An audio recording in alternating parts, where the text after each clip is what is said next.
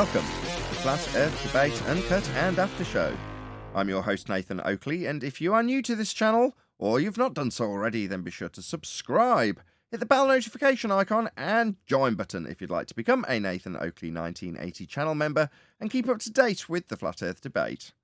If you would like to support the channel, there is a super chat that runs alongside each of these shows while they premiere, and there's also a PayPal, Patreon, crypto and thanks button in the info box below the video.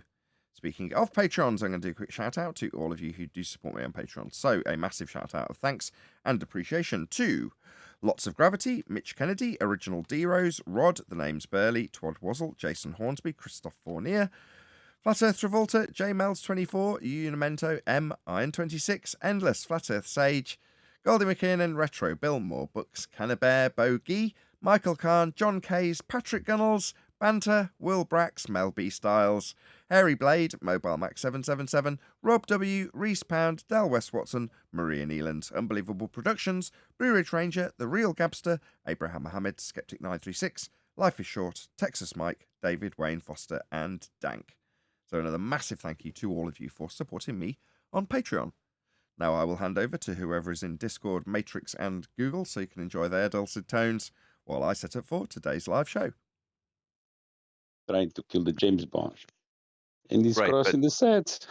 Right, And he but runs away on the lunar car, you know? right, but what I was saying is, since Nathan just joined, we're talking about that James Bond flick where James Bond is running through a set of the moon landing. Roboting one deck. That's right, one deck. I mean, if maybe the director of that James Bond movie kind of spotted the moon landing to be falling for money because he himself. Absolutely correct. I totally agree, one deck. I mean, you couldn't hardly not notice it, really.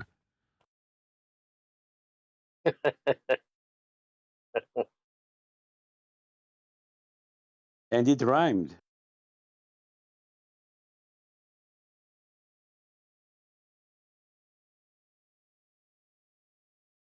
Anyways, like a movie director, right, and a movie maker, he would be a subject matter expert in terms of making movies, right? And if that whole thing was a production, then somebody involved in production and a subject matter expert in production would be able to spot it easily, right? Yeah. So yeah. Well, I can speak from Maybe the experience. That's what I James. studied and trained for at college, making models and backdrops and sets and stages. And I spotted it for all of the above reasons. So yeah, I'm going to go with you. All right, that's a good witness then.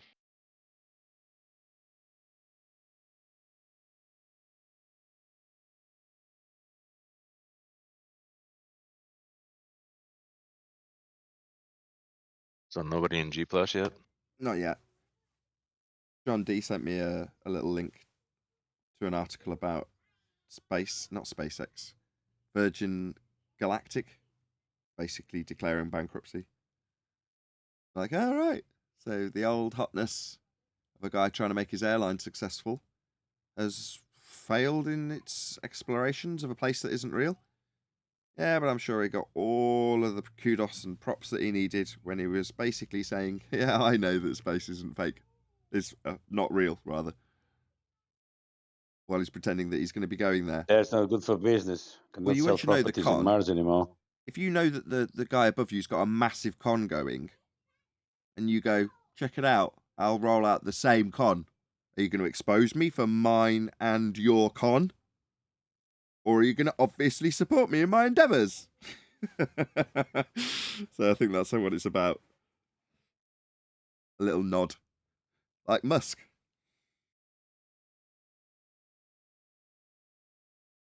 Branson is just the Musk of yesteryear. Same thing. Same piss in a different bottle. Am I still roboting? No, you're right now. It's like Dave Triangle McKeegan.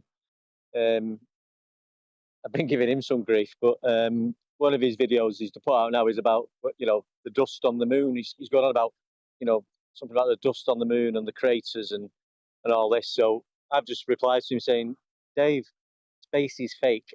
You know, give him all the space is fake, the gas we breathe. Because that's all he does, Dave McKeegan. He just begs the question all day long. He's talking about the moon landing and why the dust doesn't come up when the lunar module landed. Just skipping past the fact that you can't, you know, we've got a gas pressure that we breathe, and if space was a vacuum, it'd enter that space immediately.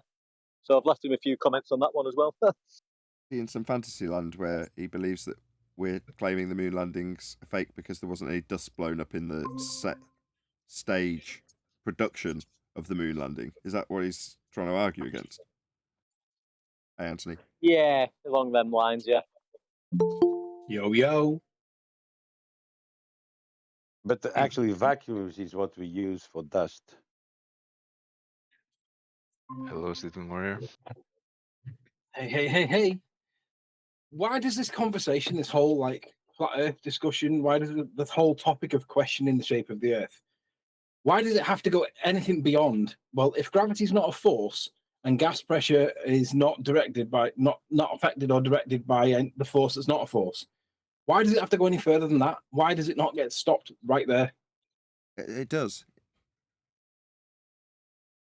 What you're asking is a different question. You're asking why fundamentalist religious zealots with a globe belief rinse and repeat. That's what you're asking, isn't it? Yeah. Why do the globe zealots, why do they not accept or acknowledge that if gravity is not a force and gas pressure is not affected by it in any event, then why does it not stop there, guys? Because of the natural consequences of that acknowledgement. The moment you acknowledge that the gas we breathe would fill the space, but for their claim of gravity, but gravity isn't a force and doesn't affect gas behaviour, therefore gas would fill the space. So their space is fake based on that understanding and recognition. They can't recognise it because it means they have to relinquish space. It's like saying Can someone show a force? Good morning. Morning. Can you drop Good and morning. rejoin, John? You're all crackly. To your after John, I'll answer something for Sleeping Warrior. Well, go on, John. 10th. Okay. To that last part I caught from you, when they realized gravity is not a force, I remember talking to more than one person, and they said, "Well, okay, it's not a force, but what if there's a bubble of something up there?" Like, "Oh, you mean like a container to bounce from? Is that what you're talking about?" So what that told me is that even in the face of evidence that gravity is not a force, gravity is nothing, they'll still keep the story going by saying, well, how do you know there isn't something else doing it? Because they still want the globe. That's right. Rachel did a video yesterday. I don't know what the video was called, but in the video, somebody was criticizing the egg test. And I said to him, I said, well, he was basically saying, like, you didn't prove that it wasn't gravity causing it because you didn't manipulate gravity. And I'm like, yeah, but you're just denying the cause and effect relationship of science. The thing I manipulated is the cause. The thing that we observed, the acceleration, is the effect. You denying that does not change the fact that whether you like it or not, it does not change the fact that when salt was added to that water, it dissolved, it caused an acceleration, and therefore it's no longer the gravity that we're seeing, is it? Because you don't manipulate density and buoyancy. You manipulate the density, the medium, not buoyancy, right? So he doesn't accept, this idiot doesn't accept that the independent variable is the presumed cause, and if you give it a wiggle, it causes the effect we previously called buoyancy in that example. He doesn't accept that. So when I remind him what the independent variable is, he still doesn't accept it because he still infers that there's something else causing it, and I didn't rule that out. But he ignores that if I manipulate it, it's the thing that's causing. 1 sec. Anthony, Hold on 1 second. Anthony, why don't you ask him to? Oh. Yeah. So what Anthony's describing in very literal terms is science denial. Anthony's established the cause of an effect he observed in nature with independent variable that is going to vary, dependent variable that's trying to be achieved, that's the effect observed in nature, everything else held constant. That's science, that's a hypothesis, otherwise known as a scientific prediction. The way you validate the prediction, as Anthony puts it, is to wiggle the independent variable and see if it causes the phenomena. If it does, you invalidate the null. the null being if my presumed cause, the phenomena won't happen. Well, his presumed cause did cause the phenomena. That's empirical. The outcome isn't contestable in any way, shape, or form. At the point that someone says, I don't accept it, there's something else external to what you varied independently in your scientific experiment that's probably the cause. That's science denial. I see a wonderful opportunity, Anthony, for him to vary gravity, the independent variable. The thing is, though, let we don't him need show to us argue. what it is. Who's talking? That was what he told me that I had to do. I He just- said I had to manipulate gravity to prove that it wasn't gravity by accepting my null. So in other words, he was saying, if you can manipulate gravity and then the egg didn't move, then you prove that gravity was not acting on the egg. And I'm like, It's that's a reversal of the burden of proof. It's not my claim to prove that. It's your claim to debunk the one that I did make, which is that it was the dissolving of the salt that caused the acceleration. That's the claim that's got to be debunked, matey, not the one that doesn't exist in the first place. Right, so it's got to be No, it's not right. observable in nature, No. which Because, he's It's that not claims right. we've got It's an not right. atmosphere It's not right. and Who's water. talking? Hold on. I can't just stand for it being disseminated by Anthony incorrectly. Sorry, Anthony. No, that's not right. It's not up to him to debunk something that's empirically proven. There is no debunking it. The only alternative in the hypothesis was that the variation of the density of the medium will not cause a vector change. That's the alternative. That's the only thing that's to be disproven, to be debunked, to be written out, put a line through, however you want to describe it. Once that's done, the variation of the density of the medium will never not cause the effect observed in Anthony's experiment. So when Anthony says it's up for him to debunk it, and he can't, there is no debunking an empirical outcome. That's never going to happen. He can't debunk it. Can't attempt to debunk it either. What he was saying was that I'd inadvertently created a correlation where there are two causes and I only accepted and acknowledged one of them. And I'm like, okay, so prove the other one then. Prove that there was a gravity influence in this. Because he said I didn't isolate it. Well, you've got to prove that it exists for me to isolate first. And we know it doesn't Objection. exist. By not manipulating it, you held it constant, Anthony. If it exists, Anthony, overcame that in his next breath, though, when he said, no, if you're going to claim that something needs to be held constant regardless of whether I have or haven't, prove it exists first, then I'll hold it constant. You didn't hold the unicorns constant. You weren't holding unicorns constant. You don't have to. You don't have to. By not manipulating it, you held it constant. It did not cause the effect you observed.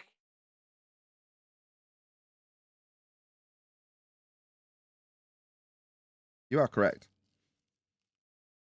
But by saying it in that manner, it infers that there is something that could be held constant, or was kept constant, called gravity, and there wasn't. Right. They don't have an argument, is my point. Like, okay, unicorn farts. I didn't manipulate unicorn farts either. They didn't cause it.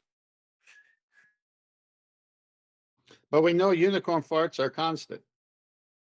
And we know You're they still have going to got a need strong art force. for all this, aren't you, at the end of the day? Again, one day. I'm just saying, you're still going to need R for this at the end of the day. You've got to prove your globe before you talk about gravity. So what's the proof of your globe? And that'll come back down to elevation angles from Earth to Polaris to give us our latitude lines. No globe, they like no to gravity. The point I made with him to make my point was that he's basically bringing into existence something that was comparable to phlogiston in the sense that it was previously thought by general science that phlogiston was a combustible material present in everything that it burns. And they realized it wasn't the material inside the matter. It was the oxygen in the air. Well, it's the same with gravity.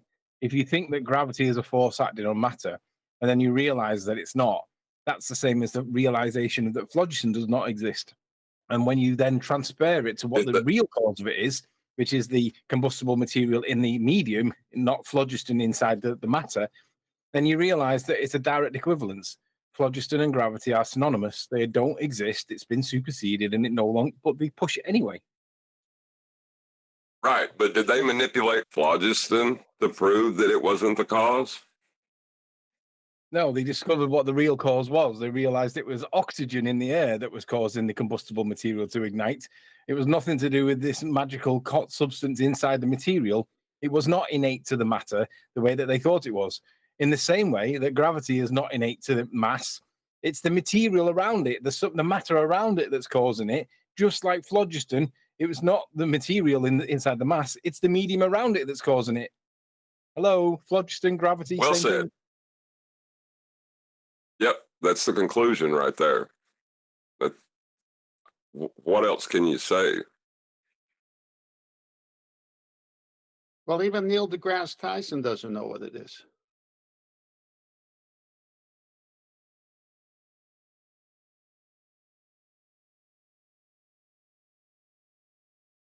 But one Deck's Well, point. Anthony, Well, go on. I was just going to say Anthony Riley knows what it is, but Neil deGrasse Tyson don't. No, because it doesn't exist. We all know what it is.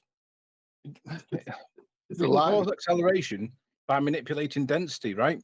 But density is not a force. Damn right it's not. It's a measurement of how much matter or whatever you want to define density as.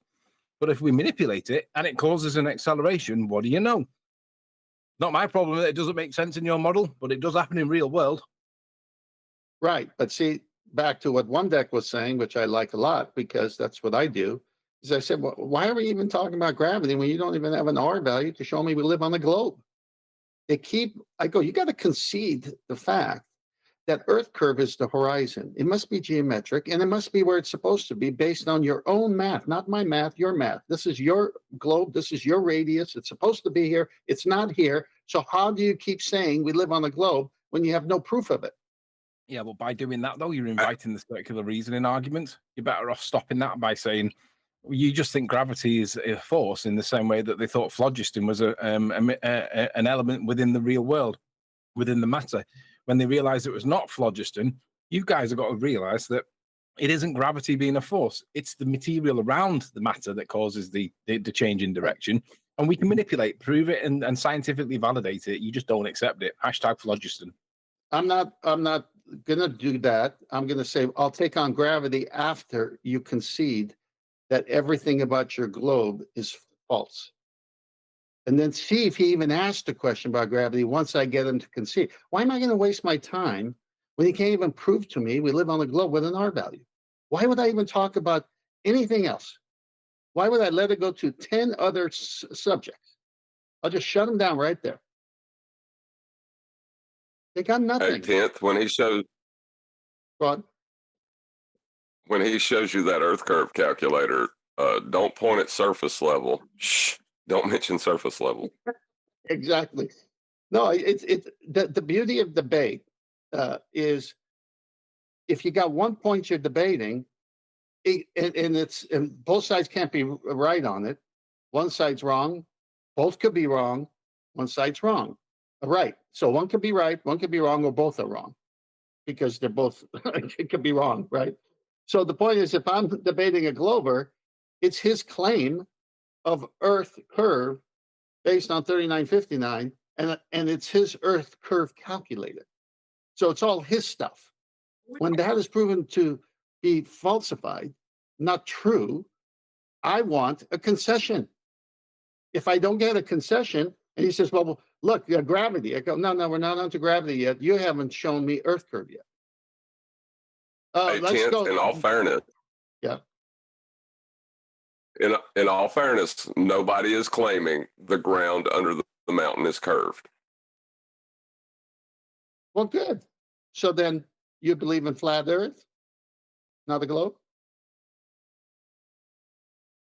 Well, I believe the mountain is curved. Nobody believes that. Well, welcome to flat Earth.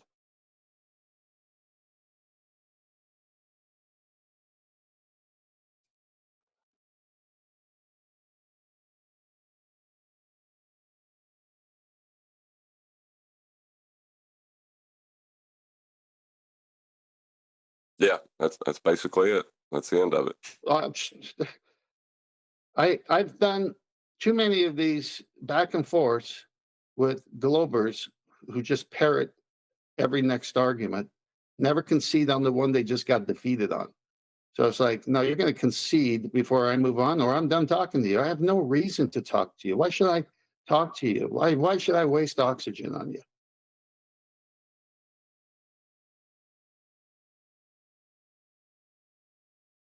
Well, I think it's Yeah, getting kind of I'm getting funny more and that more like that. every But single in the past, I have wasted time sort of getting into them stupid arguments and wasting your breath. And I think I enjoy doing it sometimes. But then, like you say, it's a waste of time. Where's the fucking curve? Just show me the curve and prove it, and we'll talk about something else. You can't do that. See you later. I've reached in. The last time I did this, I was surrounded by young people. I pulled out my wallet and I said, I'll take all my cash. I'll give you equal amounts if you show me Earth curve. And if you do, I'll become a baller like you. I had them over a barrel. They couldn't do anything. They don't know how to do it. They just parrot. I'll say, if you show me Earth curve, you show me a radius, you show me all the stuff that makes your globe real, I'll believe we're on the globe and I'll give you all the cash equal amounts in my wallet. No one took it. No one could do it. And if they ask to see the flatness, just say, just take them down to the ocean and show them the sea level. So there you go, level. There's a horizon. It's horizontal and it's level. Visual proof. Everything about their globe is so easy to destroy after you learn the arguments here and heard the back and forth between Nathan and Huey and Anthony and Brian and John and everyone. You hear the debates and you see, okay, what's he going to say? And then you hear what they say. You hear what our side says. I mean, what a schooling we all got here as to, we already know what they're going to say. We already know how to answer it. We already know how it's going to fall apart. Well, that's the thing I'm getting to with the Earth curve calculator. Even in the Earth curve calculator, the Earth is flat. Yes, even in RA, It is so crazy. Even in right ascension and declination, which is your equatorial mount telescope, where it's the map is the sky. It's not the terrestrial map. It's not the Earth like in the ALT-HAS, the horizontal coordinate system. It's the sky map. Guess what they use for that? The equatorial plane. Guess what date? The vernal equinox, March 21st. Why that date? Because that's when the sun negates Earth tilt. That's when the sun's on the equator. That's when you have the flat plane across all the way to the celestial sphere, connecting with the equatorial plane of the Earth as one big disk. And all the stars below it cannot be seen, but all the stars above it can be seen. And that's the star map that they use throughout the year, is from that date where equator is 0 line and Earth tilt is negated. Well, welcome to flat Earth. Right. And their claim is actually they make fun of us and ask us about the edge, right? But their claim is actually a flat plane that has the stars traveling underneath it, antipodal. Exactly. But it's still a flat plane. Exactly. That's the whole planisphere thing. All you do is flip it around and you see what the stars are. That it's the planisphere is proof of it.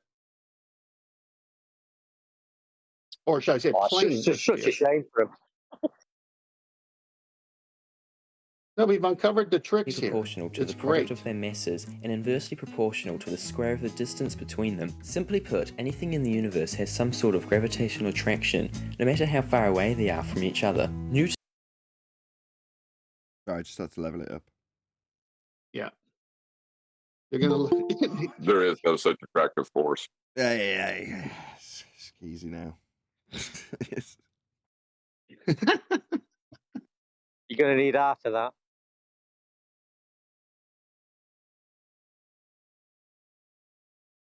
You're going to need R for everything if you're a baller and you want to defend your globe. And that's the first one I want to talk about.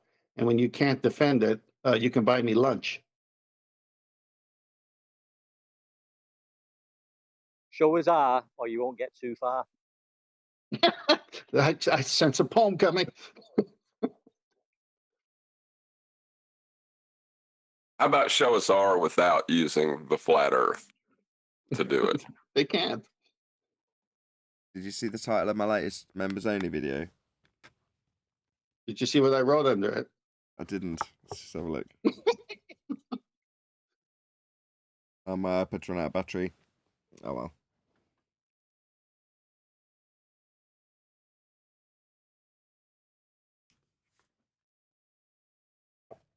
I can't actually remember the title exactly now. If I'm going to plug it, I should really get it right. Yeah, I'll pull it up. Hold on. I enjoyed the Dave Triangles McKeegan one, Nathan. That was good. Is that the wife suspects heart attack after Nathan Oakley's excommunication? Good title, question mark? Yeah. Yeah, I wrote underneath, anything to pump up the show.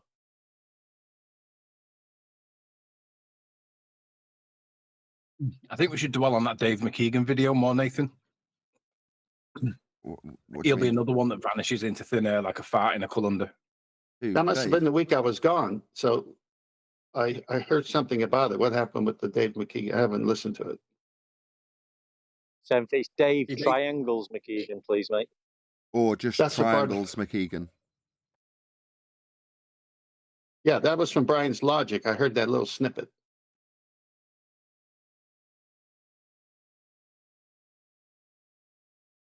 Go on, Anthony. He What is it? basically said, It's Anthony that's brought it up, so go on, Anthony. What is it about it that you wanted to cover or recover? Anthony Riley, ladies and gentlemen. It was just that it was just that he said that you can't take a measurement angle from a curved edge, a curved surface. Well, that's been our point for like how many years now? Bravo. About 18 months. About 18 That's months. awesome. 2 years. He actually said that, huh? Yeah, he did, yeah. That's great. Finally, something true comes out of his mouth. And he also said you're going to need a flat baseline in the triangle. Well, you should put that one and McToon admitting a triangulation back to back. well, you know, they understand. He understands the heliocentric model more than most people that come here now. One of his cronies messaged me regarding that video you put out, Nathan. Dave wouldn't say this. You're just a liar. I said you've obviously not watched the video and looked at what he's written with his name beside it as evidence.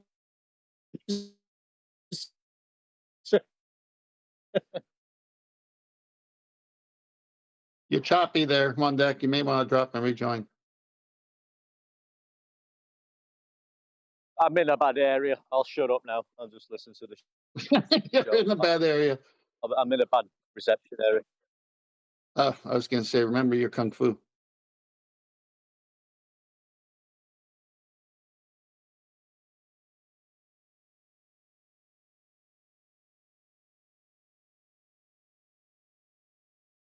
It's Principia.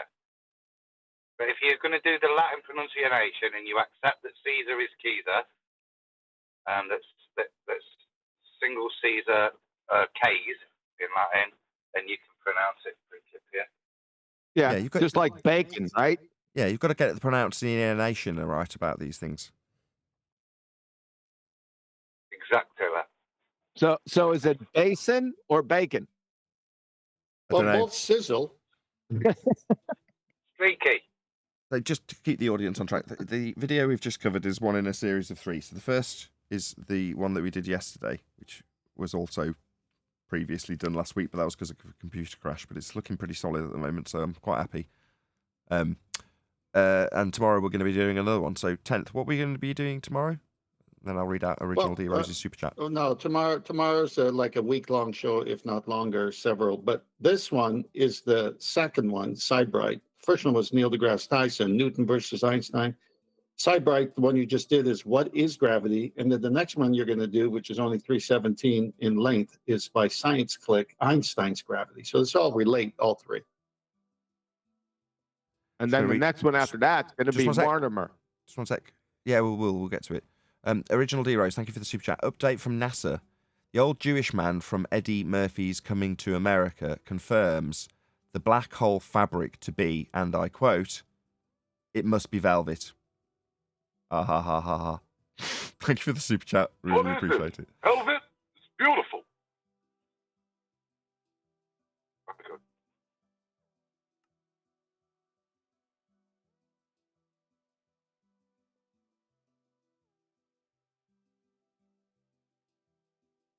Okay, well, you know, QE, is this cousin Mortimer or what's Mortimer? it's another video he wants to cover. It's a video. But we'll get through your series first, 10th. I really appreciate you posting all the videos, so you're going to get top priority when it comes to these because you're keeping me fed with them. No offense, QE. I posted all the videos. Yeah, I mean, I'm interested in Mortimer too, but the one I have now is only 3 minutes long, so we'll get to Mortimer. Mortimer's a series of 7. That's fine. Mine are all recorded. We can do Mortimer, and we can go to the ones that I've got set for tomorrow. It's up to you guys. So this might All right, you going to do the next one? No, Sorry. we'll do that tomorrow. Excuse me, Nathan. You supposed to say end that with aha. Aha! I've not seen Coming to America for a long time. I have seen the movie, but I can't remember it. Clearly, John did, though. Will you taste the soup? There you Will go. you taste the soup already? Aha. very, very good. Well, 100 people watching. This is top quality entertainment. Also, So let's get on with the third one. nah, we'll do that tomorrow. No, it's only 3 minutes. You're going to get through we'll do it. that tomorrow. Finish it off. No, we'll do that tomorrow. Now, normal videos I give you is like 10, 15 minutes. I gave you 3 that are all under that. And you can finish it so we get Mortimer tomorrow.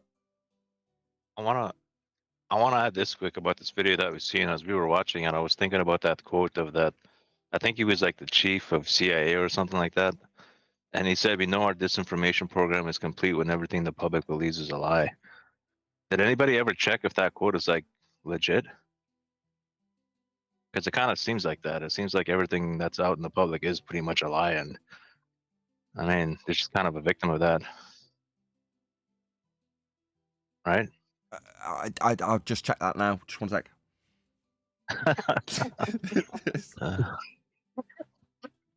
Come on, Nathan, get to the third video. Quit stalling. I keep telling you, we want to keep it one video per show. Because then... No, yeah, 1 video per show, but I've got 3 that are less than 1 videos. I wanted you to do this in sequence of 3 in one showing. You're taking a week to do it now. Yeah.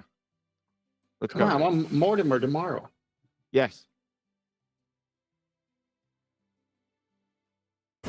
Spring clean your motor with car care essentials for under £15.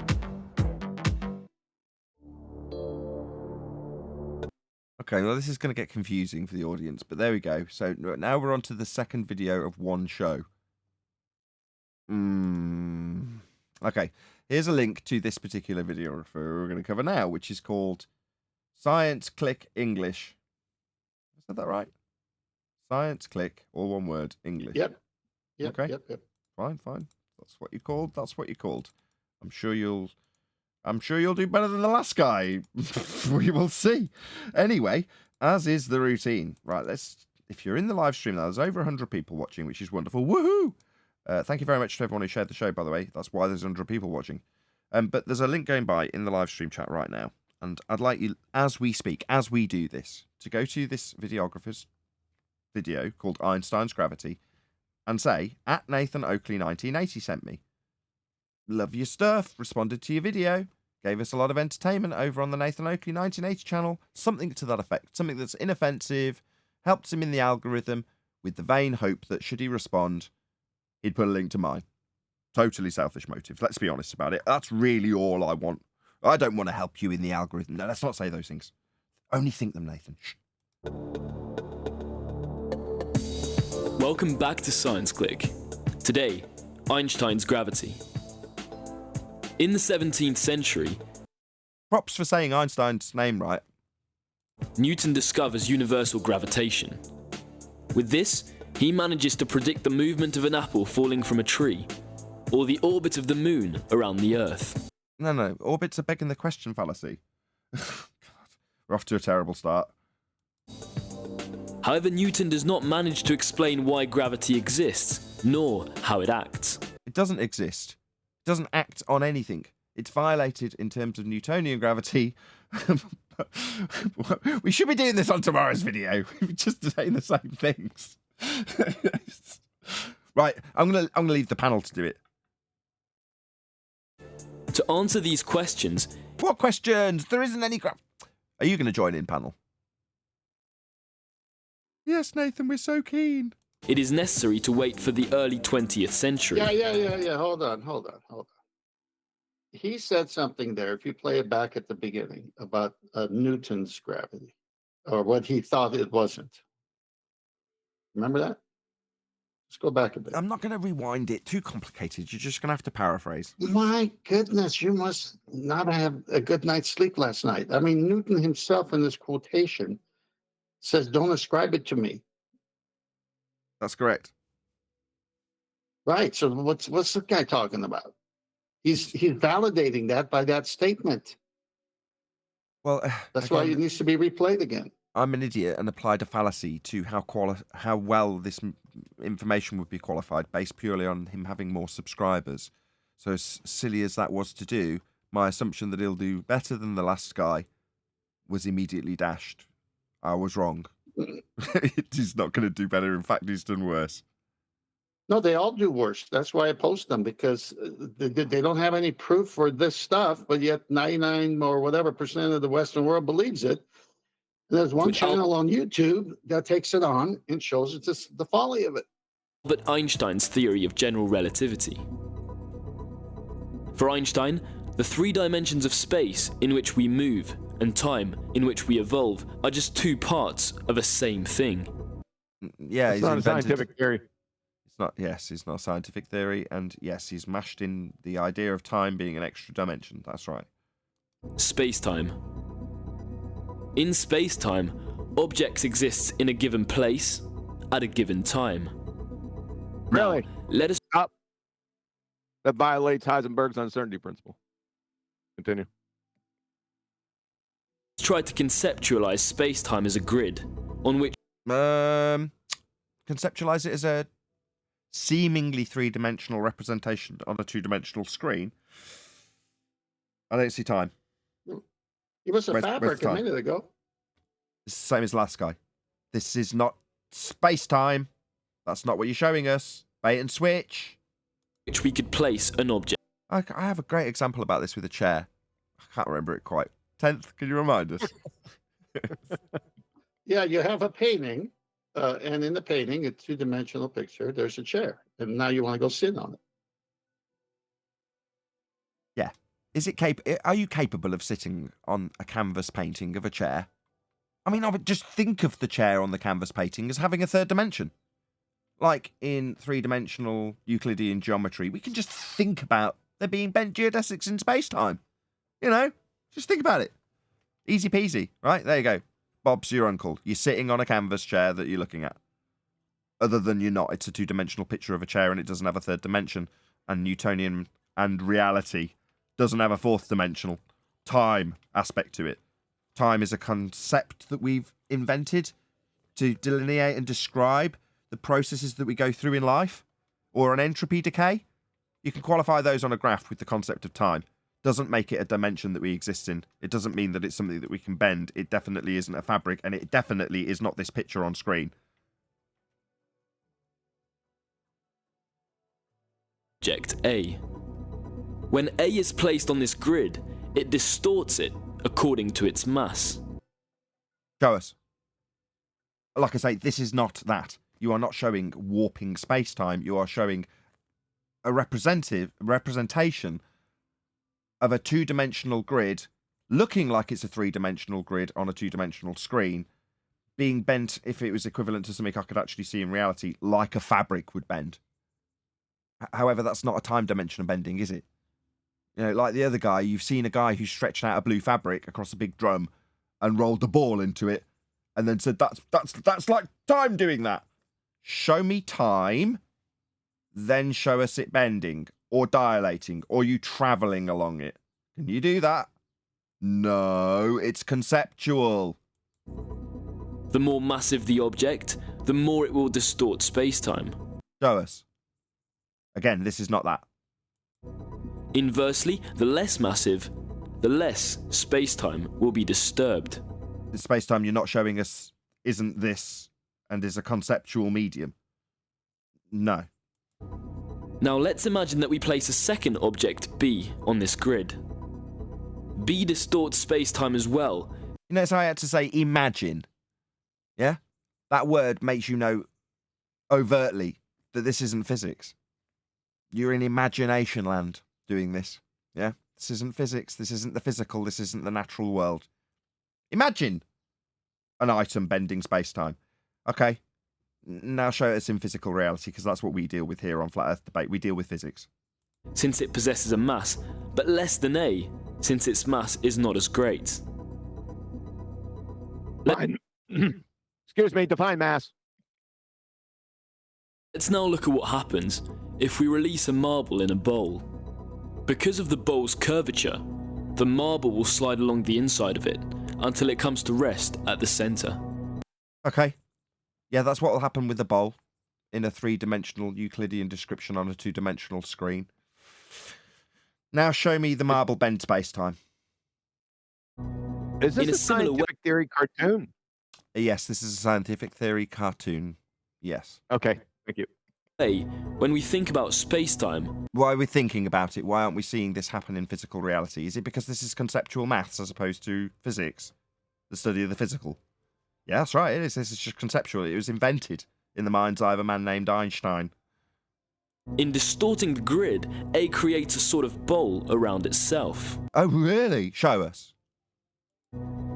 Consequently, just like a marble, B will slide along this bowl, gradually edging closer to A.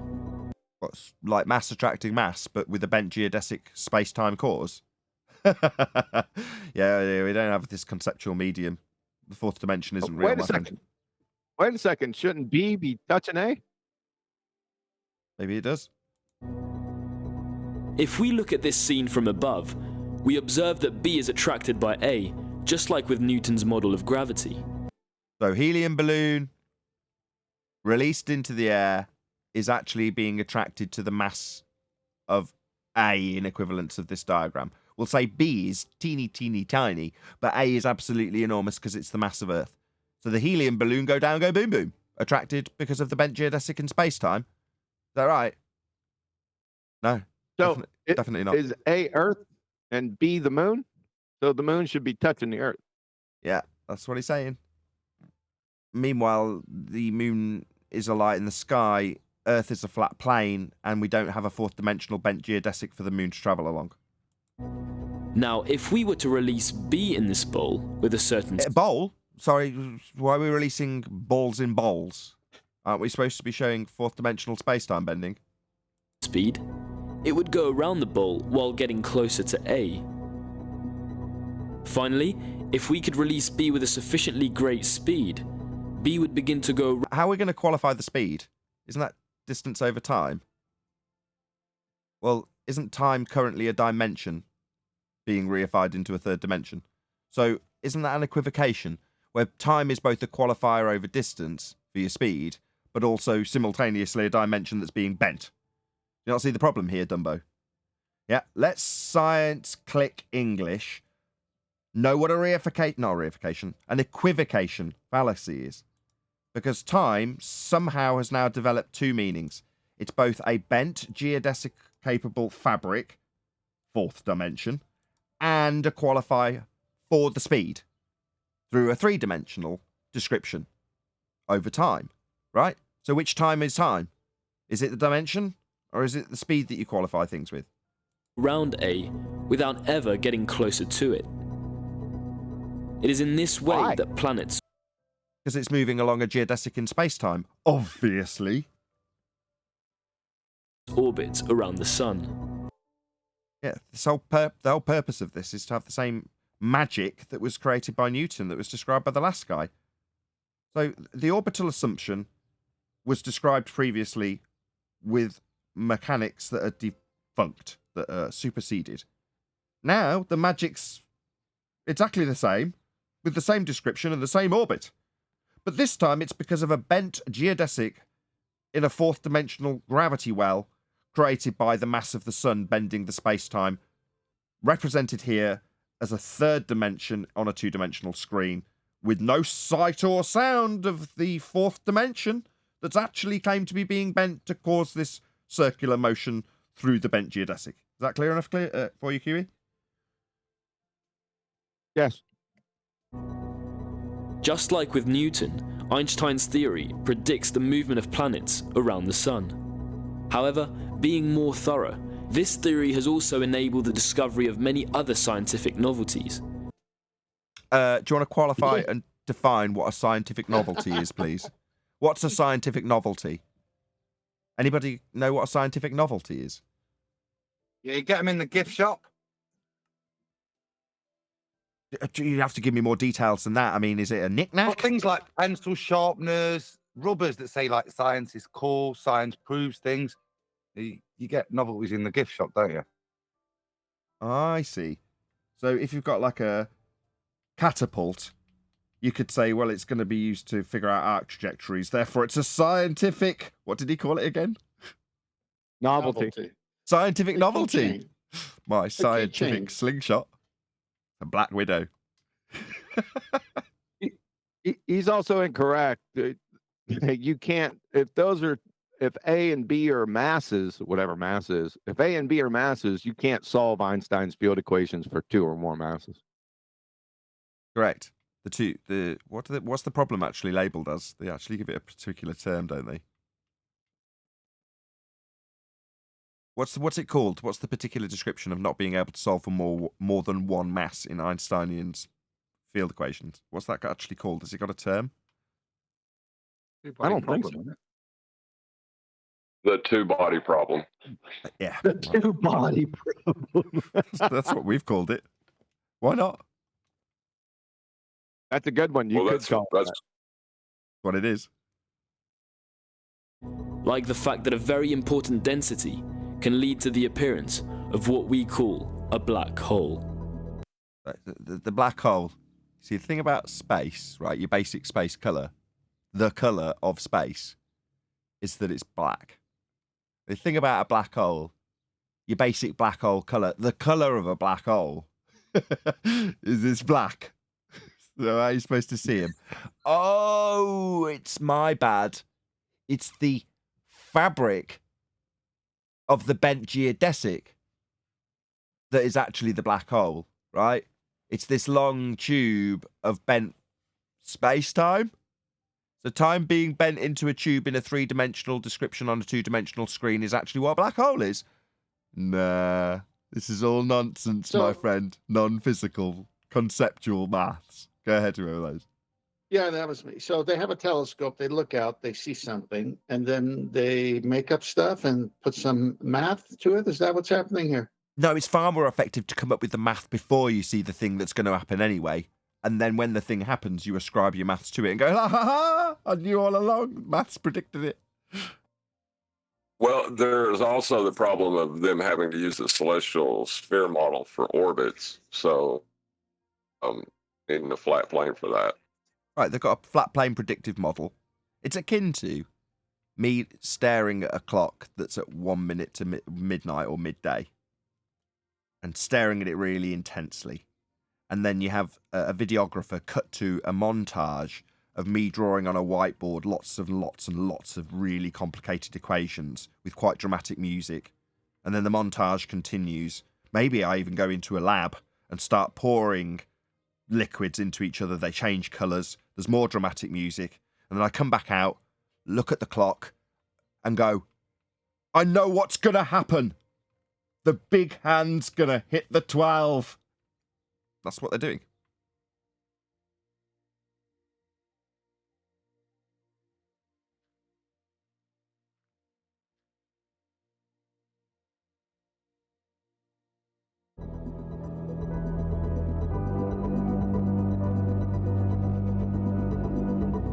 Oh, that was it. That was literally it. Oh, well, I'm glad I decided to do that than this show. You know, it wouldn't have been quite enough meat for an extra show, really. Glad I made that executive decision early on. I'm glad you did. No, well worth it. They were all on this. They were all on the same subject, and they were all kind of short. And I said, you know what? If he does 3 different ones, the audience will really get the point. How they've made up everything, because it doesn't go through science. It doesn't. There's no empiricism. It's just, okay, Newton doesn't work. What do we got to do? All right. Well, let's just go make up a 4th dimension, and we'll start saying this stuff. Did they even tell you? Imagine this, that, and the other. You're like, okay. What about the physics of it? Make it physical before telling me to conceptualize a 4th dimension bending and calling it a black hole. No, good selection of videos. I would have said it would have been much better if they'd have been on all one video. But, you know, what do I know? Well, when I present it in one text to you, that means all one video. That's how you look at it next time. But you had computer problems, so it dragged on a bit. We have a definition of black holes from the Dictionary of Geophysics, Astrophysics, and Astronomy, page 55. Black holes were first discovered as purely mathematical solutions of Einstein's field equations. This solution, the Schwarzschild black hole, is a nonlinear solution of Einstein's equation of general relativity. It contains no matter and exists forever in an asymptotically flat spacetime. End of citation. Can you read the first sentence again about its non-existence, please? Black holes were first discovered as a purely mathematical solution of Einstein's field equations. Purely mathematical. So when someone looks up at something in the sky or comes up with a composite and says that that's a black hole, no. Purely conceptual. Purely mathematical. It was never discovered then. Well, like I said earlier, if you've got an idea in a mathematics of what something is, then you can look at the sky and then ascribe something to that description. In this case, a load of composites. You can ascribe the composites that they've said is a black hole that looks like a donut to the description in pseudo-Riemannian force space bent time with a mass at the center of the warped space-time called a black hole. Look, there it is. And it's just like we predicted. Amazing. There's also another tiny little problem. You can't have black hole universe in a Big Bang universe. So they have to make a choice. Why not? There's multiple reasons why not. I'd have to go search them out, but take my word for it. I'd rather not. Why can't you have a Big Bang and a black hole universe? I don't get it. I mean, I know why from the position that I've just disseminated to the audience, but if there's a specific reason in the maths or something. Yes, I'll go. I guess I got to go search this out now. I should have just shut up. Can you post what you just said, though, please? I like it. I like to use it. The one you just said. What? Can you post the citation you read? Oh, the citation. Did I get rid of that? I'll put it in Master D. Thank you. Yep. Sounds like two QE big doesn't bangs. have anything to do with. Go on, John. I was going to ask if it had anything to do with needing a static universe where a Big Bang is ever expanding. He'd be gone. Yeah, that's one of the problems. Yes. Would another problem being that we don't have a 4th dimension to bend?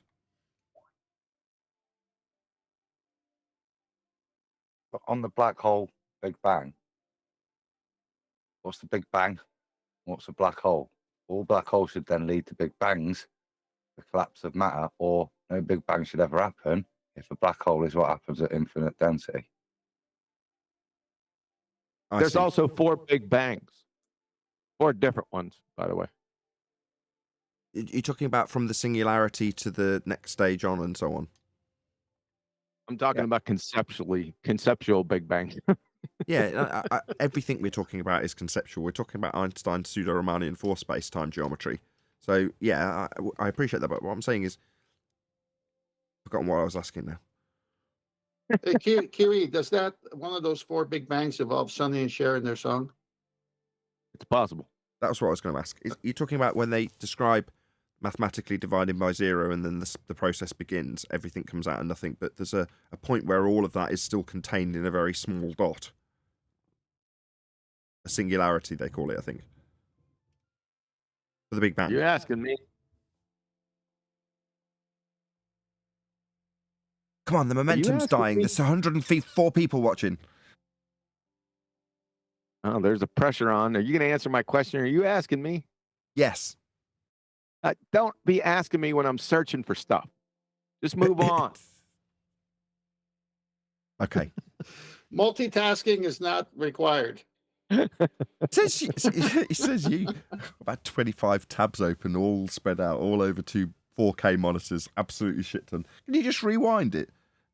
Actually, no. That's actually a very inconvenient thing to do right this second. I found a question which kind of answers it in layman's terms. Right. If all the matter and energy were concentrated at a single point at the Big Bang, why wasn't that a black hole? That's a very, very well put summary.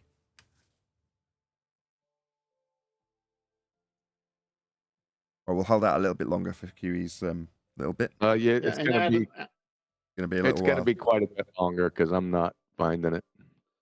Well, Adam's doing it while he's driving. Can you post that, Adam, while you're driving, making a left-hand turn? Stick it in cruise. I'm not driving anymore. I'd like to take that kudos, but no. It's only a question. Why did the Big Bang not just produce black holes? But I'm not. See, you read the answers and it's all waffle. But fundamentally, like I said, the question itself summarizes it very well. But I'll send you the Stack Exchange. Perfect. We'll probably get these in the after show. But with that, I'm going to say if you are watching this on either Nathan Oakley 1980 or Nathan Oakley Premiering streams, then stay tuned as there will be an after show to follow. Unfortunately, if you are watching this live, this is where we bid you farewell. So another massive thank you to all of you. Smashed the super chat, liked, commented, shared, subscribed, joined as a Nathan Oakley 1980 channel member, and all that good stuff. Once again, stay tuned if you're watching on a premiering stream. I've been Nathan Oakley. Another massive thank you to today's Discord, G+ and Matrix panel, and I'll see you all in the next video.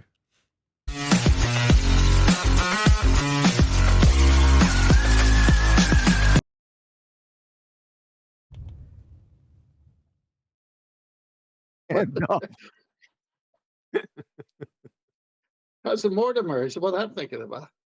I don't think that's his name, but that's what I call him. The best line I heard from you just recently was broccoli growing out of your armpits. Oh, I've been saying that and I didn't. That's not growing. I said it'd be easier sprouting broccoli from your armpits. I mean, I've tried that as a farmer. It just doesn't work. Betty can't stand it. She I love it. It's because it makes her sick. I busted up when I heard it. Especially when you grow broccoli, and then you can think about it growing out of somebody's arm. That's what I was going for. So yeah, it was good. You got the reaction you wanted. Nathan, you back? Back? Didn't go anywhere. Well, we were waiting for you. He's got the citation that you were asking for. That wouldn't have been me. It was you. It's recorded. No. I might have confirmed that someone else wanted the citation and whether or not it was coming, but I wouldn't have been asking for it. You asked QE. No, he didn't ask for a citation. He asked for the reason. He wasn't concerned with citation. And QE said, "I'll go find it." What was it? Like a pet dog that was lost? I mean, come on. I'll put it in. It'd be easier because it's a slide. Shout out to Stephen Carruthers. It's his slide. There you go. But yeah, John's right. I will have done anything to avoid getting the citation because I don't want it. I don't want to have to store it, read it, care about it. I'd rather stand on the argument rather than the citation. I'm just lazy. These are arguments. Go ahead and pull it up. Tell me when it's up.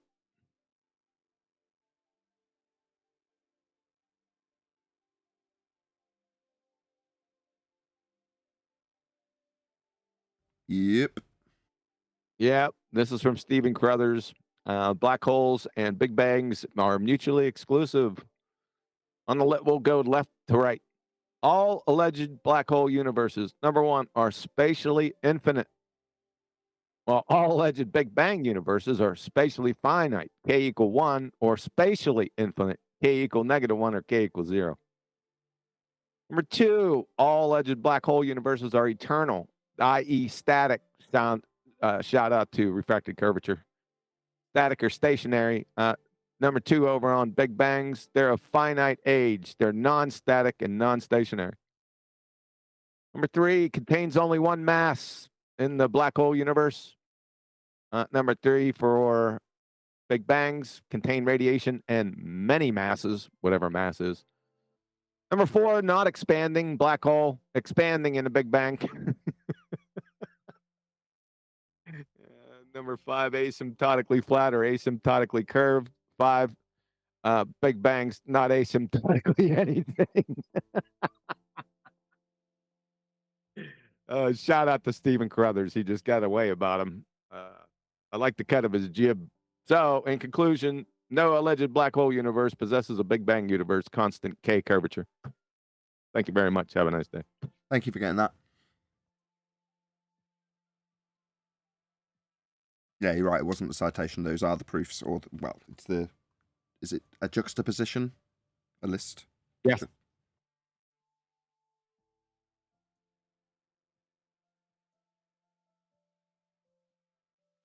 Now, what are we going to do? I mean, More enlighten me with cousin Mortimer. Go to Mortimer. No. No, Tomorrow, I mean, we'll like, do that set the tomorrow. welcome. What is it about? I don't even know anything about this, Mortimer. Should we start at the first one and go to 7, or start at 7 and go to 1?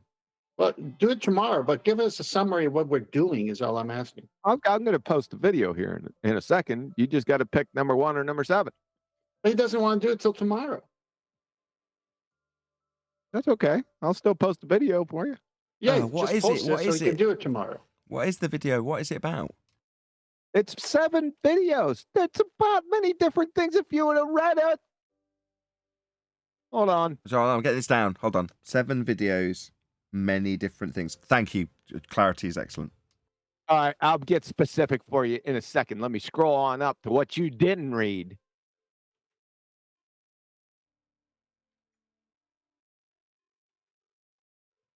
I read every message. Oh, all right, here we go. Yeah, right. Okay, the first one is measuring the distances to the sun and moon. Number 1. No, that ain't number 1. Whoa, did you hear that? Or hold on a second. I didn't put them in order. You hear that lightning? Thunder. Yeah, I Ooh. heard it. Yeah. Okay, here we go. The first video, how we know Earth is round. Second video, are Globers indoctrinated? Third video, Flurf stupidity. Fourth video, do your own research. Fifth, how we know the Earth rotates. Sixth, I think this is number 6, measuring the distances to the sun and the moon. And number 7, might want to start with this one. Gravity and density. Now we'll do them in chronological order. We'll just do them normal order. Because we've just covered gravity with literally 3 videos, so it would be nice to end on that, because obviously then we're a far enough distance. More thunder. Okay. You're going to have a lot of fun with these, I predict. Along with his sort of cocky attitude is going to be priceless. I like it already. I think those are great title shows to do. This guy's a YouTuber, right? Yes. Popular? He's small potatoes. So sorry about that. I just, like I said, it popped up in my recommendations for some reason. Probably about the first one or the seventh one popped up, the gravity and density one. Why are we doing these For small some reason, YouTubers? Kitty, I can't open up your link in Master D. For some reason, it says not found. Really? Did they go ahead and change that on me?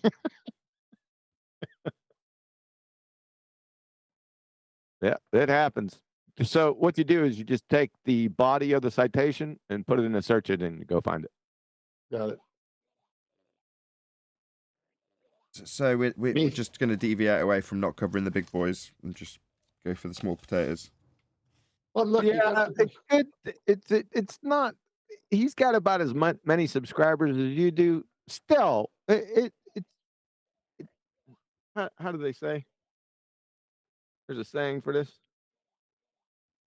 not the size of the dog, but the fight in the dog. There's an. I'll think of it. Just continue. It's early. Nathan, you got to realize the topic is more important than the size of the show. The topic, the big boys talk about, and the little boys talk about, and every middle boy talks about. So we cover them all. So we're going slumming. We're going slumming.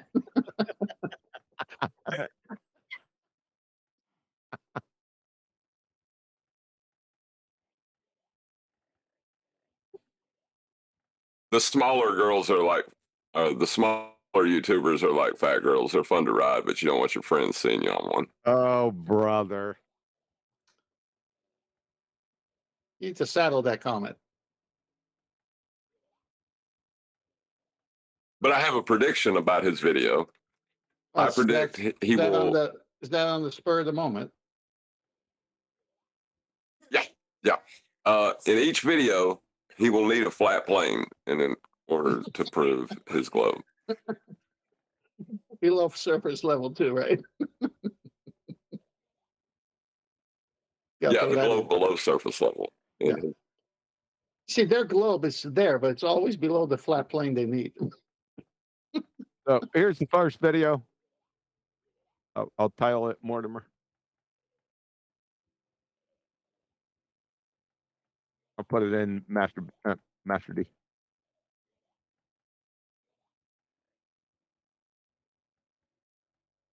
Yeah, thanks. We'll cover them tomorrow. Okay. You got a show tonight, haven't you? If I'm not around, the rest of them are in Ballbusters in reverse order. That's not what I asked. What did you ask? Did you got a show tonight, haven't you? Oh, I didn't hear you. Yes, I do. We're doing Flight. Adam's favorite. Who's doing the presentation? Is Adam doing it? No, I am. You won't let me do mine. Adam's favorite that he can't do. Or Brian's. Or Brian's. How could a globe even talk about flight if it requires a horizontal?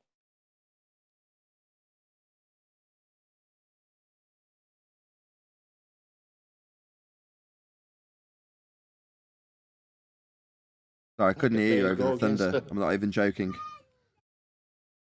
Go on, John. Say it again. How could a glober even talk about flight if it requires a horizontal? Around in the gyroscope for about 30 minutes before they go up in the air. So they use the flat Earth as reference.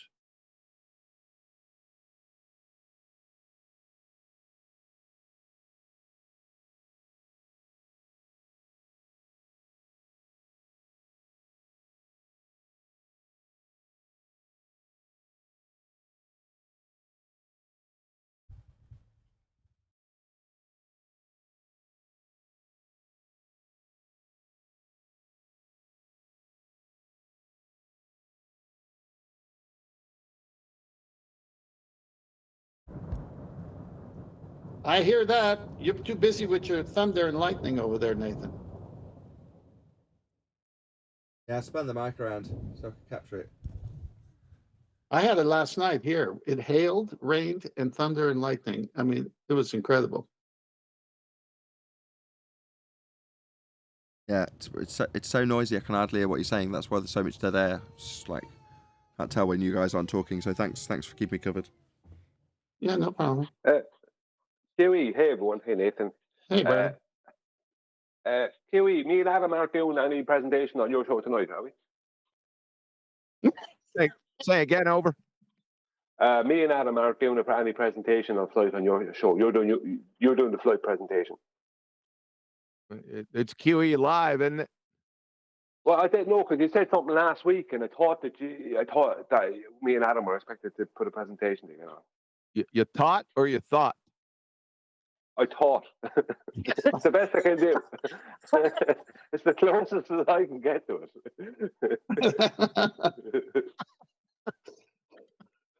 He's also tight because he's taught.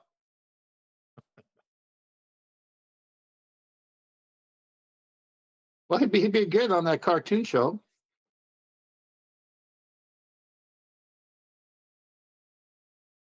Take that as a no, then, Brian. We just got to stick with entry level description.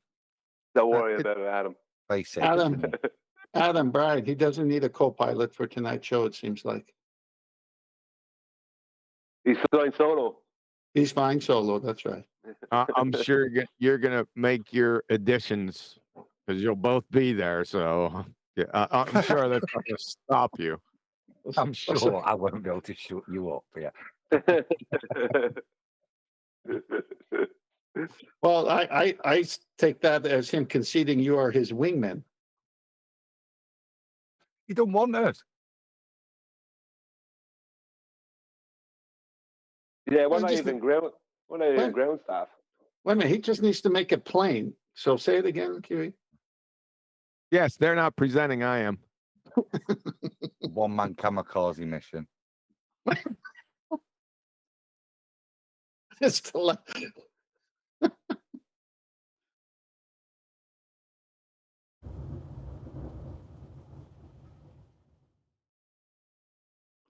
Nathan's just enamored with the thunder and lightning right I now. am. I'm not going to lie. That's all I hear is about stuff. Is it a big storm then, Nate? Yeah, you're not kidding. But Nathan, I need to let you know that what we hear is this. That's it. We're not hearing this big dramatic sound that you're hearing. No, I'm sure.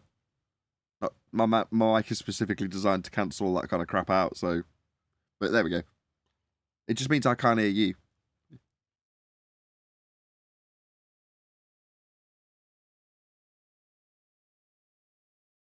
That's how I debated that Mortimer guy there recently, Kiwi. I didn't see it now, but I didn't watch it. Yeah, he debated him recently in the past week or two. Nuh-uh. I meant to watch it. I forgot about it. Where? Go get the video. Let me say it. Or post it in Ballbusters or Master D. Did I have Brian just say that someone has debated the guy we're going to be covering tomorrow? That's what you just heard. Yes, I think. That's all, Jet. Oh, cool. So maybe that's a better justification than slumming. Well, if he's on the circuit, if he's doing the do, then there's a reasonable chance he'll drop by. We've got an open door. Yep, there is a reasonable chance. Yes.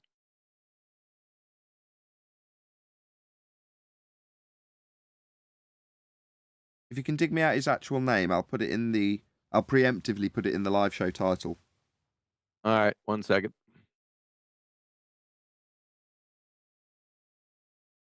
I think it's Tom Mortimer. Tom Mortimer. It's Marty Mer 81. So I spell capital M as in Mike, A as in Alpha, R as in Romeo, T as in Tango, Y as in Yankee, M as in Mike again, E as in Echo, R as in Romeo, space 81. Okay. And he has 40,000 subscribers. Cool. That's not an insignificant number.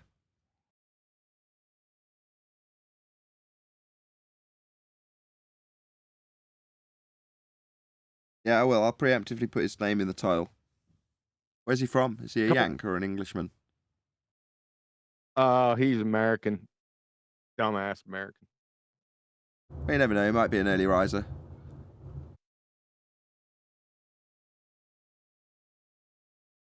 It's emails in the bottom on Twitter.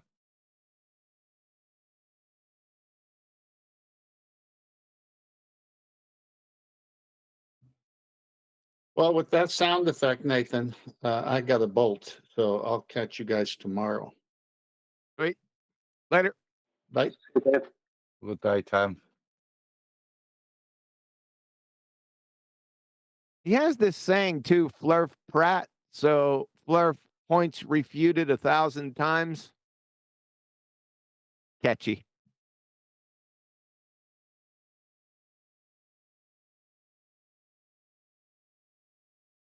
He's refuted what claim? I guess you're going to have to tune in to find out. I think actually. I can't wait to hear the claim we make. Oh, sorry, Brian. I was just about to say I'd love to hear the point of contention, because I'm not hearing anymore. Not hearing what? Like, at what point can you have a debate on the topic? Like, where is the point of contention where something is not known? There isn't one, is there? Since 2020, I would say. Right. Yeah. What's he debunking then? Nothing. Exactly. To be honest with you, I haven't watched these videos. I'm just scrolling his Twitter feed. Seems to be a anti-creationist, anti-Christian bloke. They're the tweets he's posting. His Twitter bio reads, "That annoying guy on YouTube who tells stupid people they're wrong." This is going to be classic from a dumbass atheist.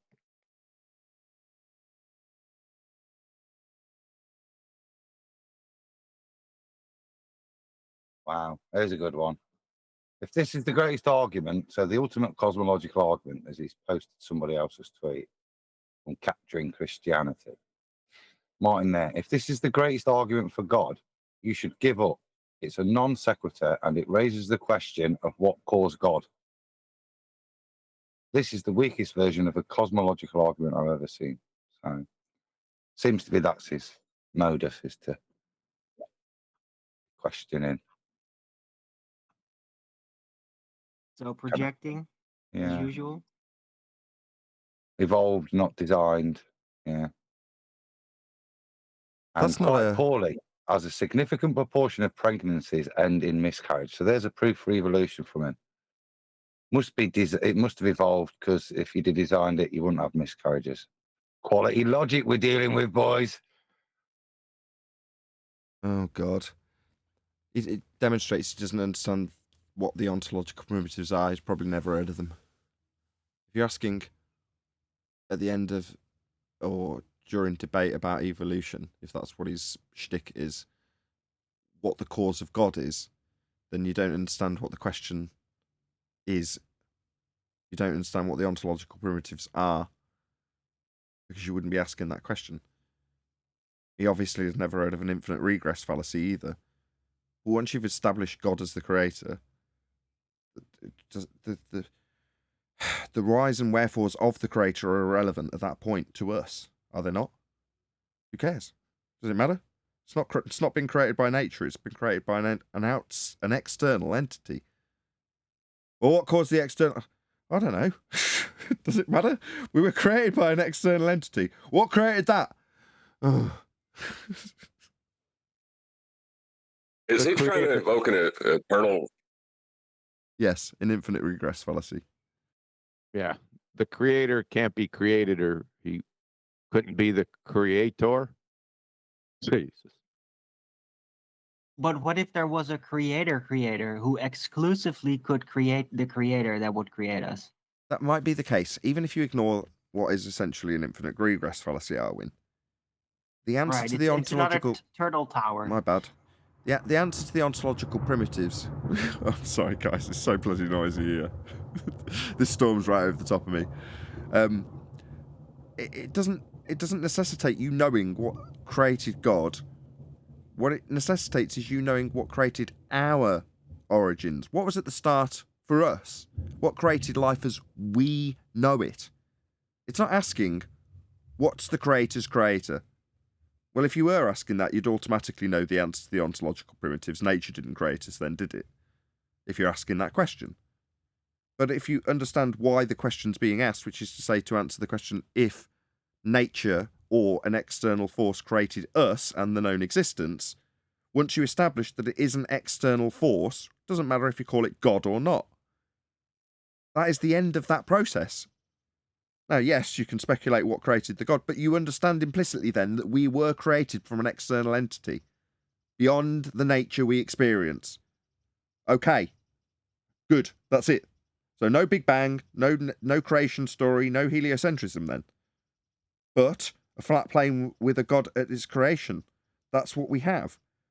Now, I could say I don't care what created the God. Well, it might be an interesting discussion beyond it being an infinite regress fallacy.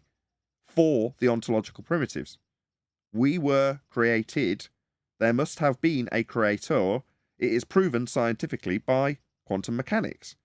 The principles you can rewind to the beginning of time and say there must have been an external force to create us, an external entity with knowledge, a knower. Quantum mechanics, genetics, laws of thermodynamics, and functional sequence specify complexity, to be exact. Yeah, sandcastles. Couldn't nature have created God? 3 of them based on information. Information is the key. Yeah, it was a really good Ballbusters, I thought. I listened back to it afterwards. You did? I did. I don't normally. There was a lot of me in it, though.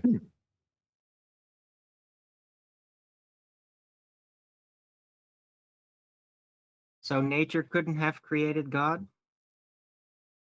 No. Why not? What created nature? God? Another God?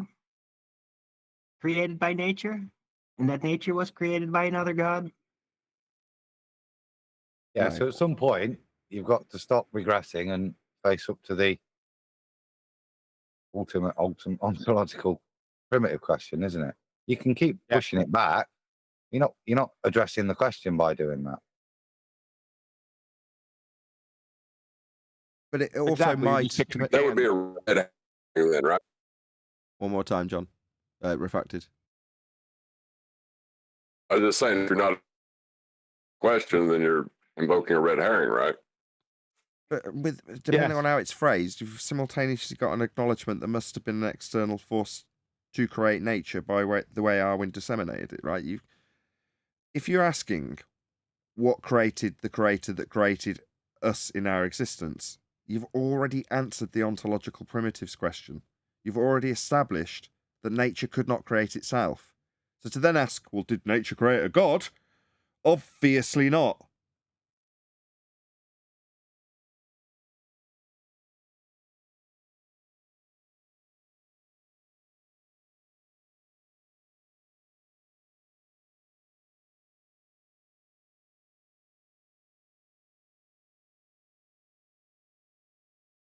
Been a lot of protracted silences in this show.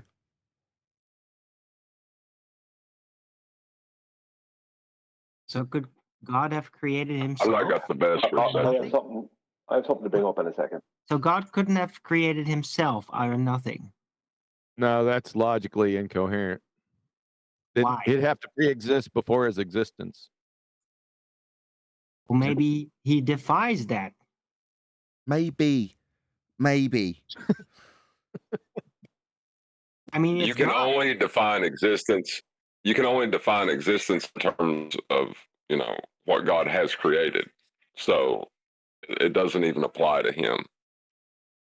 Exactly. When you start applying these rules of nature, which we apply to our opponents, to God, it's ludicrous. It's like saying the guy who creates the video game is subject to the rules in the video game. It's nonsense. Well, unless the video game rules are based on the real rules that apply to the programmer. That may be. But ultimately, you then But he recognise wrote the that rules. if you're an NPC, equivalent to, by comparison, a human in existence, once you recognise that to be that NPC, equivalent to a human existing in physical reality, there must have been an external creator to make the game for you to be in it, right? As an NPC. What you don't then do as an NPC is say, well, did the game create the creator? That's ludicrous.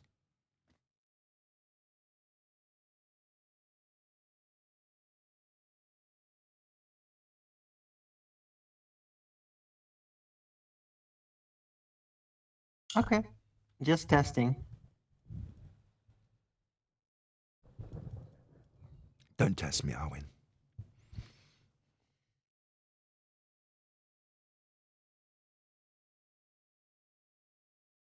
Also, to say that God is subject to laws would take away from his all-powerful nature. So if the God that you believe exists is subject to laws, you don't believe in the true God. Plus, the example Quantum Eraser gave earlier with functional sequence specified complexity. Once you can wrap your head around that, what that actually is and what it means, and you understand the complexity of everything around us, not just as an individual item at the microscopic level, but how all of it interacts with each other on multiple levels perfectly, well, then you can only begin to comprehend the majestic nature of the external entity that created that. Likewise, if you've got the processing power of a P because you're an NPC in a computer game, it's equivalent of the comprehension of an NPC figuring out how a human being has coded the game that they're in. The NPC is never going to have the mental capability or faculties to comprehend how the game didn't create him as an NPC, or how there's an external entity, the creator, the game programmer, or how the game programmer has a metabolic function. It's so beyond the comprehension of an NPC which has none of those things. And by comparison, it is beyond our comprehension to even think about what the external entity we commonly call God can do or is. Just look at what it's done and know how little you know about it to realise how much superior that entity is to you. That's all you need to know.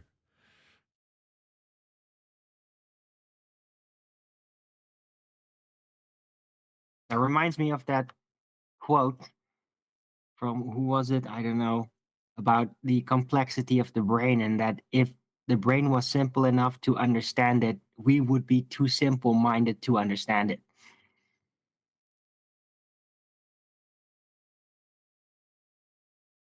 But in the big scheme of things, a brain, with all its complexity, is a tiny, tiny, but very intricate and well sculpted, crafted cog in a massively complicated machine, all functioning simultaneously, perfectly, in perfect balance and harmony. With all of its complexities, everything still works. And when you go down to what you think is the detail, you can look at any particular functioning organism, for example. You can still go down deeper. You can still look closer. You can still see that there's ever more complicated processes happening at a more microscopic level.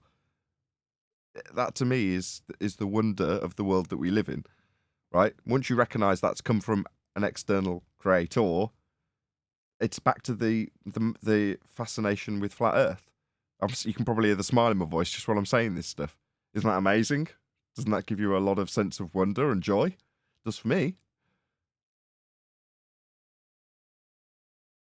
It bothers me a little bit that I used to think there was such thing as junk DNA. you know, like, because I couldn't understand, like, because no one could understand it, it was acceptable to say that it had no meaning, you know, or it's just crazy when you. What had no meaning? The You broke things up that when you said the first word. people believe. What has no meaning? We missed the first word because you broke up. Oh, he's dropped. Hopefully he'll rejoin and tell us.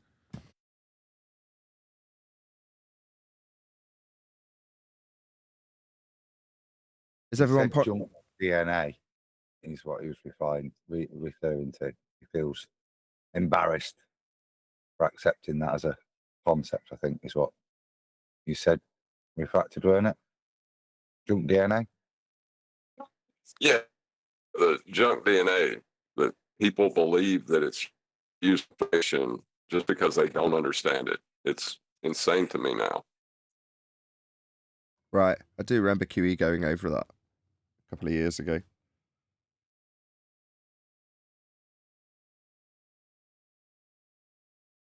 Right, but junk DNA was like pre-epigenetics knowledge. So it's when they simply didn't understand genes at all. They were just trying to map it and they couldn't figure out certain things. So they called it junk DNA because they had the entire scale of it all wrong. That's pretty much why that happened. Yeah, but it's the equivalent of a redneck opening a car bonnet and going, "Look at this here junk alternator. Let's check that out."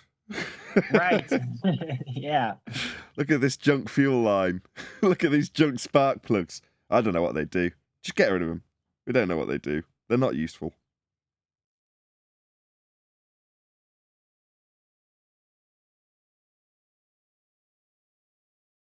Well, you know, the things they do with biological, when they change nature, like at the genetic level, is similar to letting that same redneck operate on you. Yeah, that's a better analogy. Yeah. You go to the redneck mechanic, show him inside, and you're like, well, what's that? Oh, that's just junk, pointing at the alternator. What's that? Ah, they're junk, pointing at the spark plugs. What's that? Junk, pointing at the fuel line. And then you go, well, do you want me to work on your car or what? Says the redneck. Yeah, that's a much better analogy. Because obviously the things are still in the car, but the guy, the redneck, with no appreciation of what they are, equivalent to the guy saying, well, all this DNA, we don't know what it's for. It's just junk. Leftover nonsense that's not got any use anymore. Leftover from an evolutionary process that used to have it doing something, perhaps. That's what I was going to say. Right. That's right. Just going to Yeah. say that the people who were telling people that are the same people who back then were trying to tell people about evolution. And now those same type of idiots are still pushing this nonsense. You know, did they ever look in the mirror and go, hang on, we were wrong about that junk DNA thing. Maybe we're wrong about other things, you know? The old magic of junk DNA needs some new magic. The scientists huddled around that old junk DNA nonsense.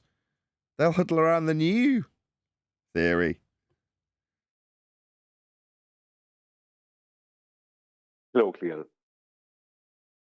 Yeah, what I'm saying is what they convince you is that science is a group of men who agree on stuff because they figured it out with maths. That is the current general public's worldview of what science is. Men, white coats, sat around talking about their graphs. They might have had some really expensive machines to smash things into each other, for instance. And after they've smashed them into each other, they look at the graphs. And then they come up with the worlds and how it works. And if that theory proves wrong, they move over to more advanced techniques to figure out what the theory should be replaced with. That's what people think science is. Likewise, they think that... And don't forget email. I was going to come on to that. I was just about to literally go on to that, like mine, Darwin. Exactly. You then go on to, well, no, actually, science is the way my RAM works. The way my CPU works. That's science.